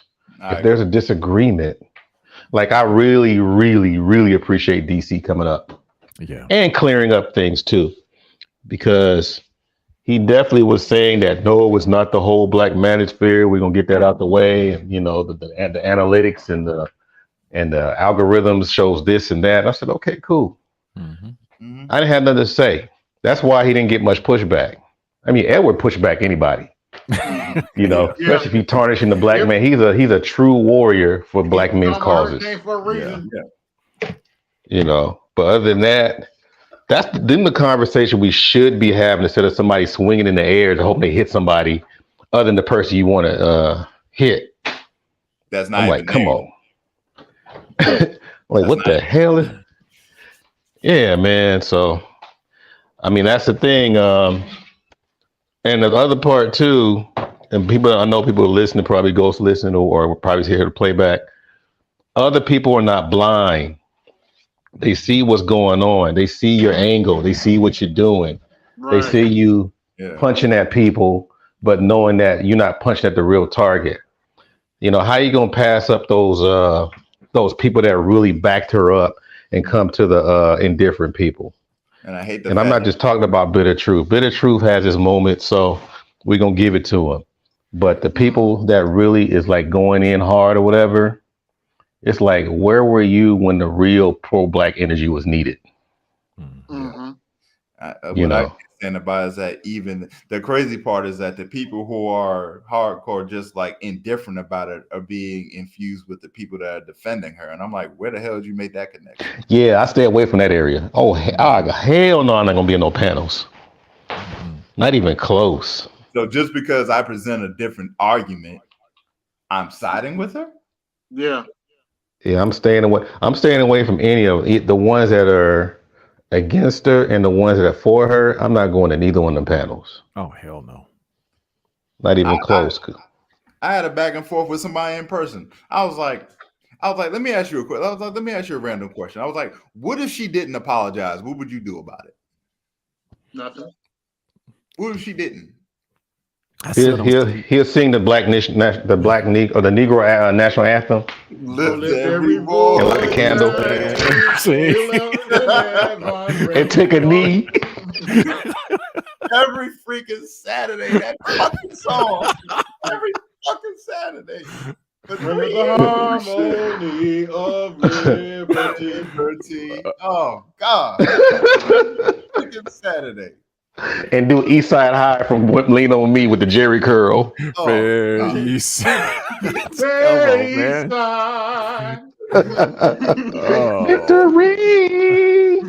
I swear to God, Sing that song, damn it. Louder. And I just want to walk around and say, "Imbrube." I swear to God, every freaking Saturday, that damn song. Oh. Where you listen to that song on every Saturday? I was my parents used to make me go to this school. It's like this little it was like it's a mini camp thing they used to do on the weekends. Okay. Like I spent some time in Maryland, and they would sing that song. But when as soon as we got started, like before we start the day, they get everybody lined up, sitting down, and hear that song go. That's truth be told, though, that's part of nation building. Yeah. Yeah, true. But it never failed. That was James Weldon Johnson. I think so. Yeah, James Weldon Johnson. It did the Black National Anthem. Yeah.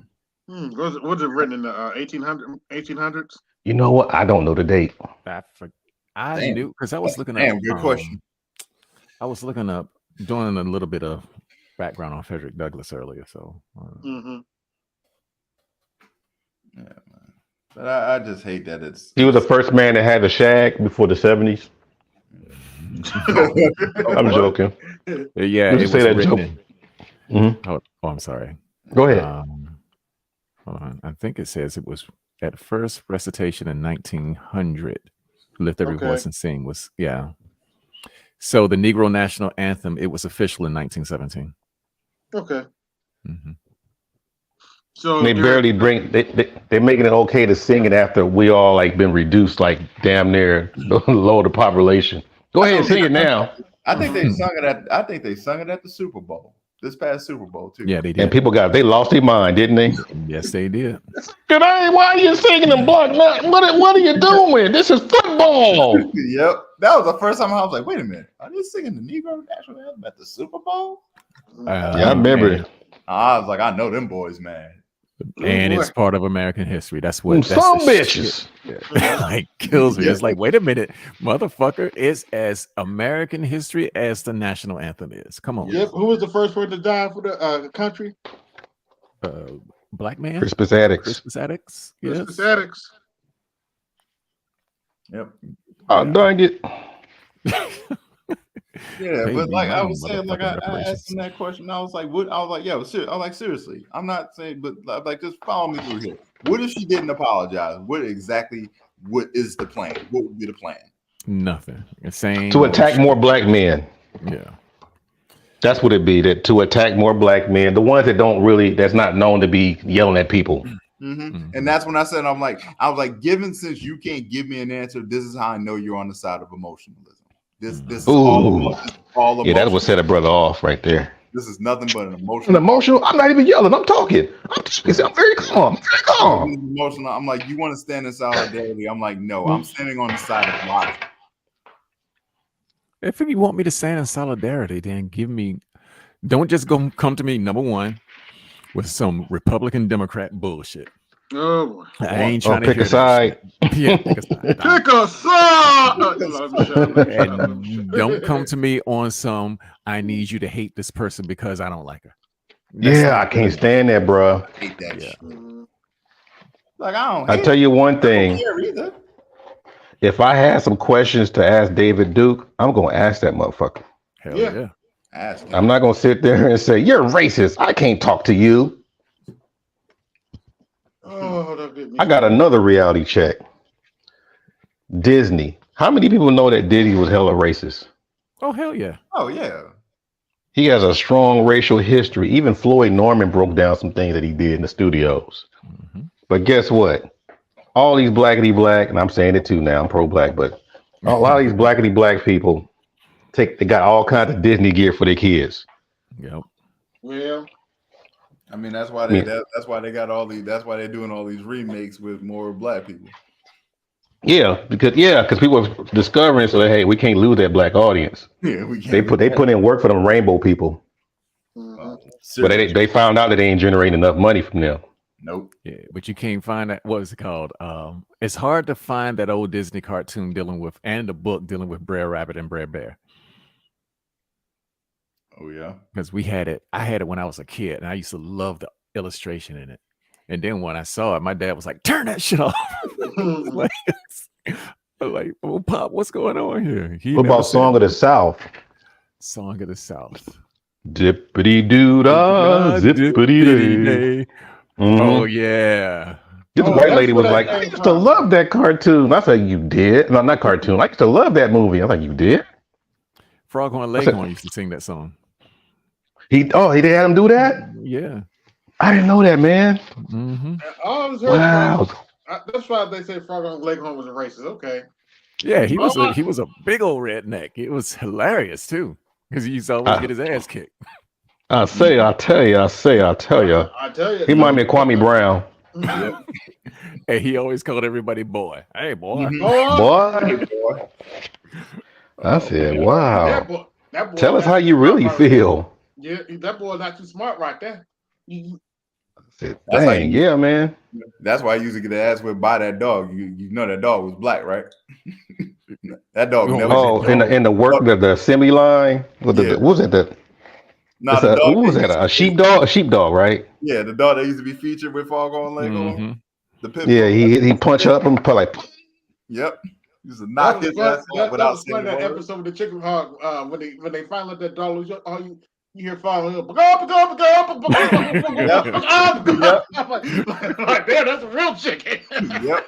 I'm a chicken hawk, dig it. And I eat chickens. I remember that. They made him dark too. You know that, right? Yeah.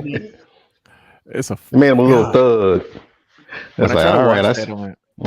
When I try to watch it on Disney, I did not know they now have disclaimers in front of those old cartoons.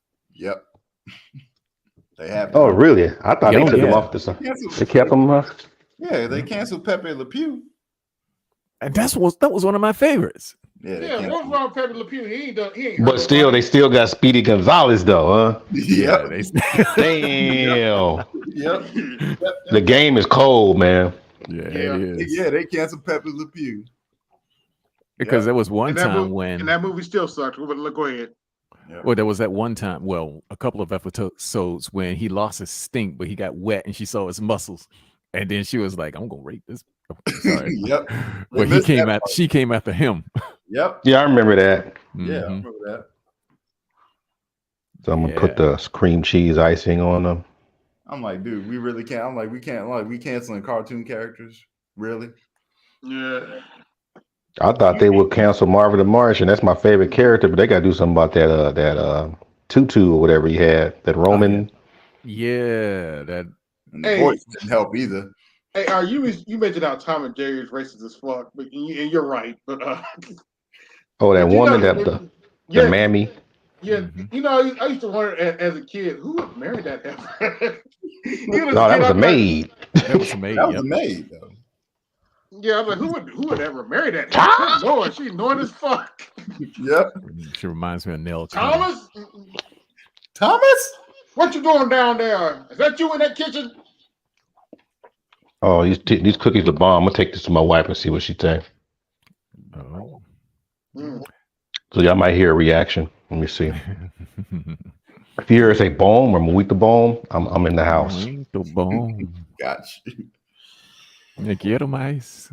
But I snuck some fiber in it too, though. So I always put fiber in my baked goods so that shit won't sit in my stomach. Oh, okay. All right, I'm gonna start doing the bid. I'm gonna put $20. Like, they're still gonna be talking about this Pearly thing until we're about to go into April until until May. I bet $20. Oh, amor. Poxa, amor, não faz isso comigo, não. Okay. Pouco. Tinta pouco. He said, try a little. Yeah, try a little bit. Yeah, oh, you speak for it? That was Portuguese. Okay, você pensa? Oh. Delícia? Okay. I understand Spanish. Eu vou tirar. Yeah, they're close anyway. Yeah, I hear. Yeah, port in Spanish is close. Let me see him more. I woke her up. Oh, but she said Delicia. That's what it sounded like. She was supposed to be up. She's supposed to be in here. She's supposed to make some coffee, but she fell asleep. Yeah. Oh well. So I'm the man once again. Brazilian wives for the win. Yeah. Oh man, I was thinking about it. I said, you know how it is when you with your woman for a while. It's like I'm sick of this woman. I'm gonna sound like Snowman. I just love being around her. That's a funny thing though, because I like when you and I are talking art and you're talking about the maintenance part. Take her out to get people don't understand that. Yeah, that's people. She's a plant. People think it's something. Yeah, but it's like that's one of the best things about being married. I mean, not you gotta married, water it, but having water the plant. About having a woman who's devoted to you. Let's just go ahead and move the marriage part out. But so the thing is, what the Gnocracy did, and what guys are not admitting, they want that independent woman but submissive, which is damn near impossible. Yep. Can't have two things at the same time. Because they don't want to put in the work, but they want her to be submissive. Right. That kind of thing. You know, if you like the way she looked, you got to be a part of. You got to be a part of that. Yep. I mean, I'm not saying do her hair, nothing like that, but you know, you got to make sure that she stays with her appointments. You know, you giving her compliments, letting her know for sure. You know, you look good or whatever. Take pictures with her, and I mean, you got to do a lot of stuff, man. You can't just be like, okay, you go in your room and I go in the boom boom room. Yeah. Oh yeah, put it to work. That ain't gonna work. That's how I stayed married for so long. I mean, 15 years my first one, 7 my second. And it was just like, hey. So I'm 50, well, I'm going to be 52 in May. I've been married a total of 22 years. Thank you for your service. That was damn near half my life. But it's like I tell people, it's like I would rather be with a woman than by myself. It's just that it can't be with this group of women. Yeah. I have an Ethiopian student, and we keep talking about that. He said I like the way he said it in 10th grade. I get along well with these women here in America, but I gotta stay on my own when it comes time to making that decision. 10th grade already. Matter of fact, he's Eritrean. Oh. Yeah. I can't say I blame him. Yeah. Tall cat, cool. You know. And I taught the sister too. I had a sister in this class at the same time. Just said, America is just not built for family life. No, it's not. It's just not. It's designed to make it dysfunctional so it can make money from it. Exactly. And they make more. That's all it is. Put it this way. If America had all these families, how much money the government gonna make? You tell me. Hardly any. Right. No, they will make plenty of money. Because I mean the women would still be shopping because their needs would still be there. It's just that that money will go to the owners in that community. Precisely. And the government won't get as much as they're getting now. See, think about it. You got divorce court, money, incarceration, money, insurance companies, money, medical industry, money. Yeah, all that money, all based on dysfunction. Fast food restaurants. Usually fast food restaurants make money off of broken families instead of families. Right. Fast food was sort of like a temporary fun thing that you used to do. You didn't go out there. Exactly. When you're a family, that's what, Saturdays or something like that. Yep. Yeah. But shoot, you know, single mom or whatever, you gonna get the dollar menu and all that BS. And then you get to take your bag in your room and play video games while eating fast food while she on the phone. That's typical. Yeah. No bonding, nothing. It's a lot of industries that are dependent on, because I remember it used to be regular for 3 generations to live under one roof. I'm gonna do an experiment. I'm gonna watch these fast food commercials and see how many families are in them. Oh dear. I'm gonna take notes. Usually it's always one person. Or maybe the homies, you know, the friends. I don't see family. I mean, I could probably help you with that research because I don't see family I don't see full families. It's normally just the women and the kids. I don't even think Chick-fil-A get down like that. That owner is all about families. I don't even think his commercial got family in it. No, he's usually got eat more. He got one with 2 Ligibits in there. I was like, all right, bro. Actually, on the couch. Actually, more commercials I'm seeing right now. Like I'm seeing a lot of commercials like K Jewelers and Men's Warehouse. They're showing a lot of interracial like couples. Yeah. Oh man. Yep. Yes. There's a They're lot. They're getting it in. It's like it's either a white dude or a red bone black woman. A black woman, or it's a dark-skinned dude and it's a black brother and it's a white chick. You notice that? It ain't most of the time, okay, if there's a light-skinned dude, he's with an Asian. Yeah. Right? But if it's a chocolate dude, he's with Pearly. Yes, exactly. Yo, I swear to God, I saw a Men's Warehouse commercial, and that's exactly what it was. It was a chocolate brother and a Pearly. Well, Pearly, except this girl had black hair, all black hair. But she practically had Pearly skin tone, but black hair. Man, I couldn't do it, man. I'm with Dead and Charles. I couldn't do it, man. I see white skin and all that. I'm like, no, man. No. You didn't. What did you say? They glow in the dark. They glow in the goddamn dark. Damn. Oh, damn. Look, I done had sex with enough of them to know that when I turn off them lights, that shit get weird. I'm a smells person. Yeah, and the smell too, man, because they don't smell like black women. They don't. No, I mean, it's sour. I've also had the same experience. Yeah, it is weird, and they do not smell. They don't smell the same. But I've never dated them. Mainly slept with them. But man, they start sweating and smell like corn chips and shit. It's just like, I just know when you up close and it's been a while since they have a shower or whatever, you can smell the hair. It's very sour. Yes. Someone told me it's sulfur. I've never been around them that long. Man, I can't, because I never dated or slept with one, and I guess I'm glad I dodged that bullet. Because look at what's that dude, the actor? Jonathan Majors. Jonathan Majors. Oh yeah, that could have been one of us. He needs to sue her ass because she recanted her statement. As black as my ass. No, that was the handlers. The handlers did that. Yeah, the handlers did that. Oh, the handlers made it. Yeah. We're not gonna let her off the hook on that one. The handlers is like, look. No, I said he needs to sue her. Oh no, I'm not you. I said we as a unit. But yeah, them handlers, took her in the back room, said, okay, he's good now, so just go ahead and make your statement. Don't forget, give him some Becky tears. Tell him that you found Jesus or something and you prayed on it. Oh man. And then we'll take care of you. Here's an extra $1,000 for you. Just go and do your thing. Give you a little money and get a little money. But stay with him though. Keep an eye on him. He come out with his next movie, so make sure you take a picture with him to get all the black women mad.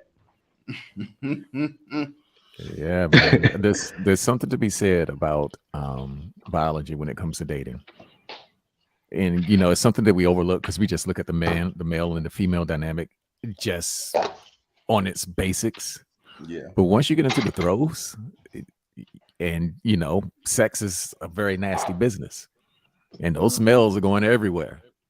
And it's just man. Like, yeah. And when you get to the part, it's just like, yeah, I don't even know how these dudes even do interracial porn. Hell no. Oof, they sweating in them things too, like that. They sweating, they got I mean, unless they spraying. There was only one white woman that I ever been with who smelled good. And was she from Europe? She was. Yeah, I knew it. She was in Europe. But out here in America, I've been with about a half dozen white girls in my whole life. I heard France got the worst smell though. The French women got the worst smell. That's what I heard. I ain't touching no French chick. As many times as I've been to France, I'm not touching a French chick. They said that cologne is very strong for a reason, and the soap. Yeah, actually, that goes back a long ways too. That goes all the way back to medieval. Yeah, because after the Moors came in, because most of Europe they were not very hygienic people. Let's just call it. You think they were afraid of water? Then they thought lice were like the pearls of God or something on that order. They had all kinds of crazy shit going on. In fact, they could barely even drink the water. That's the reason why they drank all that damn alcohol. Don't forget they went on like months without baths. Yep, months. Now imagine having sex with they procreated, dude. Come on now. Woo! Oh, the horror. Woo! Oh, the and horror. even like in the in the late 80s when I was in the exchange program, I was in the German exchange program, and when I got briefed, even though I didn't make the cut, I was like the last runner up, but I was beaten by this white guy. And when I got the brief, they say they don't. The Germans don't bathe every day like we do, so you can only expect to bathe maybe once every 3 days. Damn. I said, damn. This is back. Like I said, I told people I'm not in a hurry to go to Europe. I'm sorry. It's fun, but I still think Paris stinks. And can't nobody change my mind on that. Also, I mean, if I could, go ahead, brother. I'm sorry, it's your panel. So it stink before they all the trash piled up that's there now, huh? Yeah, Paris stinks, man. Yeah, like if you buy a soap from France, you could smell it through the paper. Like if it's really sealed, you can smell it through the paper as though the paper is open. Wow, it's very strong. Damn, that bad? And expensive, but it's strong as hell. If it says lavender, it's really lavender. You know, I'm over here icing these things up here. If you want to go to some good places in Europe, I would go to England, definitely. Go to Italy for the history. Do not skip on Holland. And I'm not saying, spend the day in Amsterdam. No, go to Rotterdam. Holland is a very beautiful country. Go to Cologne, Germany, because I'm partial to that area. Copenhagen, Denmark is not a long flight. And you're going to land near the Civic Center anyway. So when you get into that area, there's a lot to do. What else? I mean, Germany. Not Russia. I've never been to Russia, so I can't speak. I heard they do not like us at all, man. Over there, I heard that. I'm like, shit. But Philco spent a lot of time in Russia when he had his YouTube channel. He'll tell you. If for what I heard, bruh. I mean, there was like an order saying, do not procreate with black people. That sounds like some Russian. This was during the Olympics. Wow. Yes, sir. Okay. Because he knew that them bitches are gonna be throwing that shit to every black man that they saw. Because most European women are like that. I have to give it that, man. You know, you can always deal with the women. It's just the dudes that be on some shit. Yeah. I made that. Go ahead. Wait a minute, hold on. Hey, Philco does OnlyFans now. Oh, go ahead, Art. No, so I made that portion. I guess people don't hear that, you know, my other stuff, my intros, because they're making their way late. But I was going over the how Mexicans get down over here with black people. Mm-hmm. Very interesting relationship. Yeah, you know, because oh, go ahead. Because Charleston White was not wrong about that part. Yeah, that's why I played it. He was right about it, but there were some missing details. And I guess he only had so much time to explain it. Because he said that he likes everything about Mexicans or whatever, but he just don't like the dudes. He said, why don't like the dudes? Because they don't like me. They don't like black men. Yeah. And that's the reason why, because a lot of people swear up and down I would have married a Mexican woman out here, because Mexican women, I get along with Mexican women out here like crazy. And I do a lot of pushback, like, no, I'm good, blah, blah, blah. But when you marry, just we say on these panels all the time, Dad said here, the AB here the two, is that when you marry a woman, you marry a culture. So everything about them, they bring it with them. They cannot just leave their culture just because they married you. And the way that the Mexicans are out here, like I was saying before, is that you may have, like, for example, your woman, but when she gets older, for the most part, and I mean older, like 50, 60, she's going to be more partial for the advancement of Latino males more than someone black, unless it's her child. If it's her child, that's different. Like if she have a mixed child, but for the most part, she would throw any black person under the bus to make sure that her Nino or whatever, Mija, Mijo, whatever, she'll make sure he get more of the advantage than the black man. I've seen it. So when you get that Latina chick and you marry, enjoy it while she's young. But when she gets older, it's all about the family. It's all about tradition. So there's some good parts, you know, like the food. I mean, once you like in good with them, it's all gravy.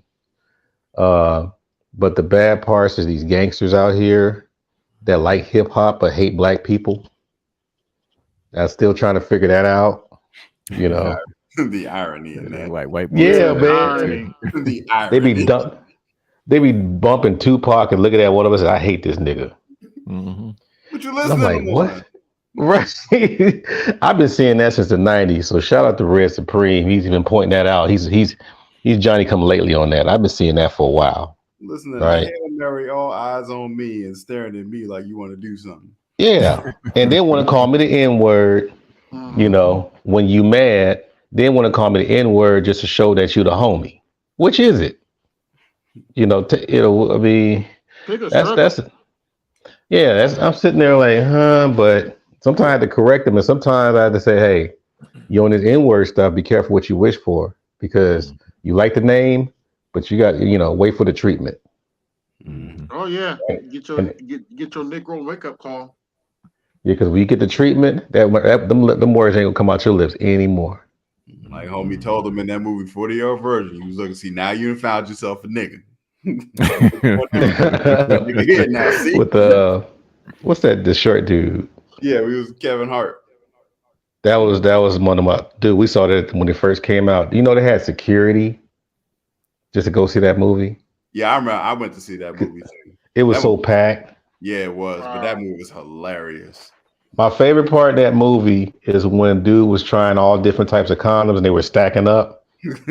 And and the lady's daughter and her boyfriend came and he saw the stack of condoms and he looked at the dude and said, "Dude, teach me."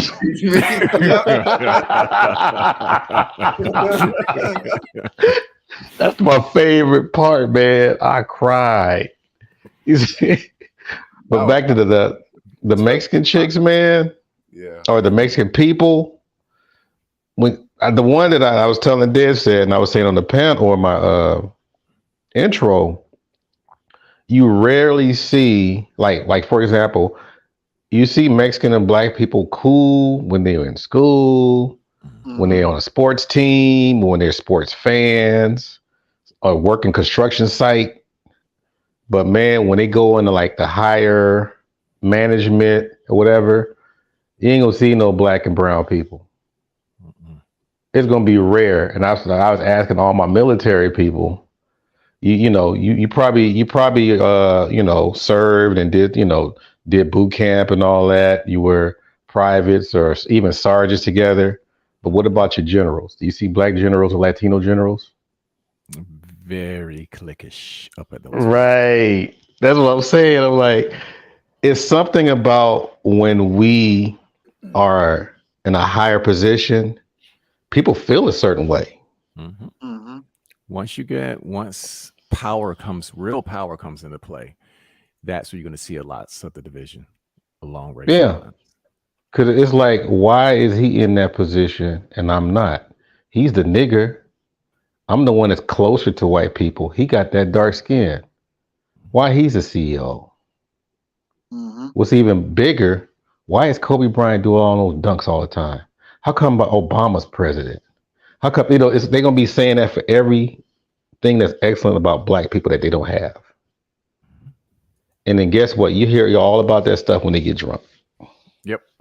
And we did a lot of drinking. It's like, dang, you feel that way, man? I'm just playing, man. Like, no, you're not. You're not. Actually, I remember when J-Lo said something about Latino women. Something. Yeah, about the JP Morgan. Yeah, about them getting money. Yeah, we ain't supposed to have shit, even the stuff that we work hard for. And they get most of the time they buddy up with us just to be a part of it and take it away. Pretty much. In a nice way. I had to give it to them. They're not as bombarded. They're not as hardcore as white people, but they got their sides to it. Yeah, that's it goes right back to the tribal issue. It's like tribalism. It's tribalism all over again. Expected. It's going to be there. But what you said, Art, about their families, this is the thing that I was trying to instill to my second wife, because my first wife, she got it. She knew flat out when she married me and I married her, we were marrying into each other's families. Plain and simple. There won't none of this bullshit about you can't. What you got to say about my husband or this other shit? No, the parents had a say. And so when it came to my second wife, I impressed upon her. I say, look, I'm marrying into your family, even though I'm damn near your parents' age. I'm still marrying into your family. If you didn't know, Lion, my second wife was 19 years younger than me. So 19? I thought it was 8 or something like that. Okay. 19. 19, okay. My So- father there's a 17-year difference between my parents. So, Yeah, fertile soil. Yeah, that's what I went for. I went for fertile soil. So, because like my whole point was to have children. That was it. To let her know we getting married to have children. Period. So, but I had to let her know too. You marrying into my family too. And of course, me taking that leadership role, she was excited because she was like, "Oh, your sister's this, and your mom's that, and y'all got this, and y'all got." I'm firmly from a middle class family, so as things went on and she started to get more independent because of her peers, that whole dynamic began to shift. Mm-hmm. And I'm married to the McDowell's family from Coming to America. Imagine that. Yeah. But instead of sisters, they were brothers and sisters. Mm. My pops was running shit though. Oh, you mean your father-in-law? Yeah, my father-in-law, he was running shit, man. He did not play. I think that's one of the reasons why my ex had a problem with me, because I kind of remind her of her father, but I was a nice version of him. Oh. But she thought that she could, take advantage. She thought she could treat me like Bitter Truth. Oh, hell no. I said, on the panels, I'll take it in the chin, but in my house, that ain't gonna fly. Yeah. Oh, yeah. Absolutely not. Oh. Well, gentlemen, we're well over 3 hours, and I got to get ready for bed. Yeah, it's 1:20 out here where we are, isn't it? Yeah, it's 1 o'clock. I'm sure it's about what? It's 10:15 to me. Yeah. I'll be up working on my work. Yeah. I'm putting away this last molasses cookie, because I had to leave the rest for her. Yeah, I feel you. But I was saying earlier, I got $20. We're not gonna get past it, but I would like us to get past it. But yeah, I said that on my panel at the end. I'm like, we can't be using this chick as an excuse to go after your brothers. I agree. No, because it doesn't. Because this leads nowhere. Nope. Yeah. Now when she fades away, you don't have to try to. You better hope that brothers forgot what you said to them. Whatever. What? Ask them a question that they probably still ain't gonna be able to answer.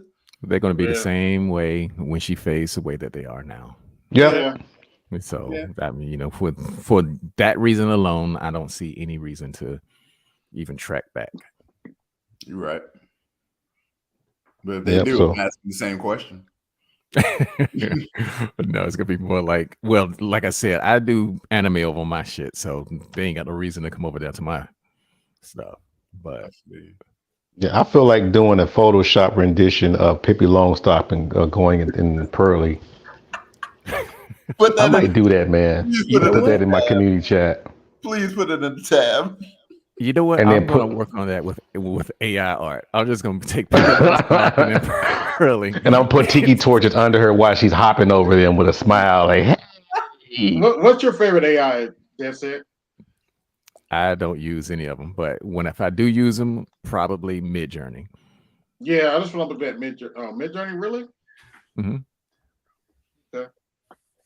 Yeah, I get to say if I want to do some post work, and what I usually do is I drop my own image in there, something that I rendered myself, and then I'll start out by just letting it, do something random, just to add a little bit of character, because it's been getting closer to the filters that I want without me basically blanket pleasurizing 1,000 or 1,000,000 other pieces of art. So yeah, so I heard it's like 25 things a month or something like that. 25 renders a month. Okay, got you. Yeah, I just got because I'm thinking about doing it myself. I just got reconnected with Discord, so I can find out that. I'm also looking at get the name of it. It's called it's the open source one. I can't think of the name of it. The image AI. I can't think of the name of it. What is the name? I'll think of the name of it later. Adobe just came out with theirs. It's called Firefly. Yeah, I'm not going to. Like I said, I won't use it the way that a lot of people are using it, just coming up with some dumb shit out of the thin air. For editing stuff that I've already done, that's no different from than adding a filter. So, but my biggest concern about this whole thing is the atrophy of skill. Yeah, because we've seen this. The problem that I have about this whole thing is that we've been down this road before, like auto tuner. Oh yeah. We've been watching talent fade for a long time, and a lot of those talents are linked to our survival, especially when you talk about planting, when you're talking about nourishment and things like that. We're just taking whatever is most convenient, and then it ends up killing us. And so the only way to stop from dying is to take some more pills that make us sick, but just don't kill us just any faster, when planting and dieting was the thing that kept us alive and healthy in the first place. Yeah. Yeah. Okay, big AB. So thanks for having us up here, and Much appreciated. AB, I check. think Edward might be still on. I'm gonna check out Edward. I'm going to bed. Cursing up the storm. Cause I, Cursing up the storm. cause I be listening to it, boy. He be going at it. AB, you check your check your Cash App and make sure. Yeah, thanks for the Cash App. Okay, just making sure. No problem. Thank you. Thanks, Lion. Brother AB, my first time on your panel, man. Hey. Yeah. Yeah, I thought of support, man. I was like, okay, I'm not busy this time, so I can. Yeah. Well, I will be. Well, I'm just gonna be in front of the computer doing my stuff. Yeah. Yeah, I'm going to bed. Yeah, me too. Yeah, me too. But thanks y'all for coming up. Thank y'all for everybody that came through. This is AB Media 83, and I'm out. Peace. Peace. Yo, this is AB Media 83. Want to support the channel? Hit the Cash App. Also, be sure to like, share, and subscribe to the video. Also, be sure to hit that bell notification so you can be notified the next time I upload a live stream or video. And always remember, keep it grinding, keep it pushing, keep it moving. This is AB Media 83, and I'm out. Peace.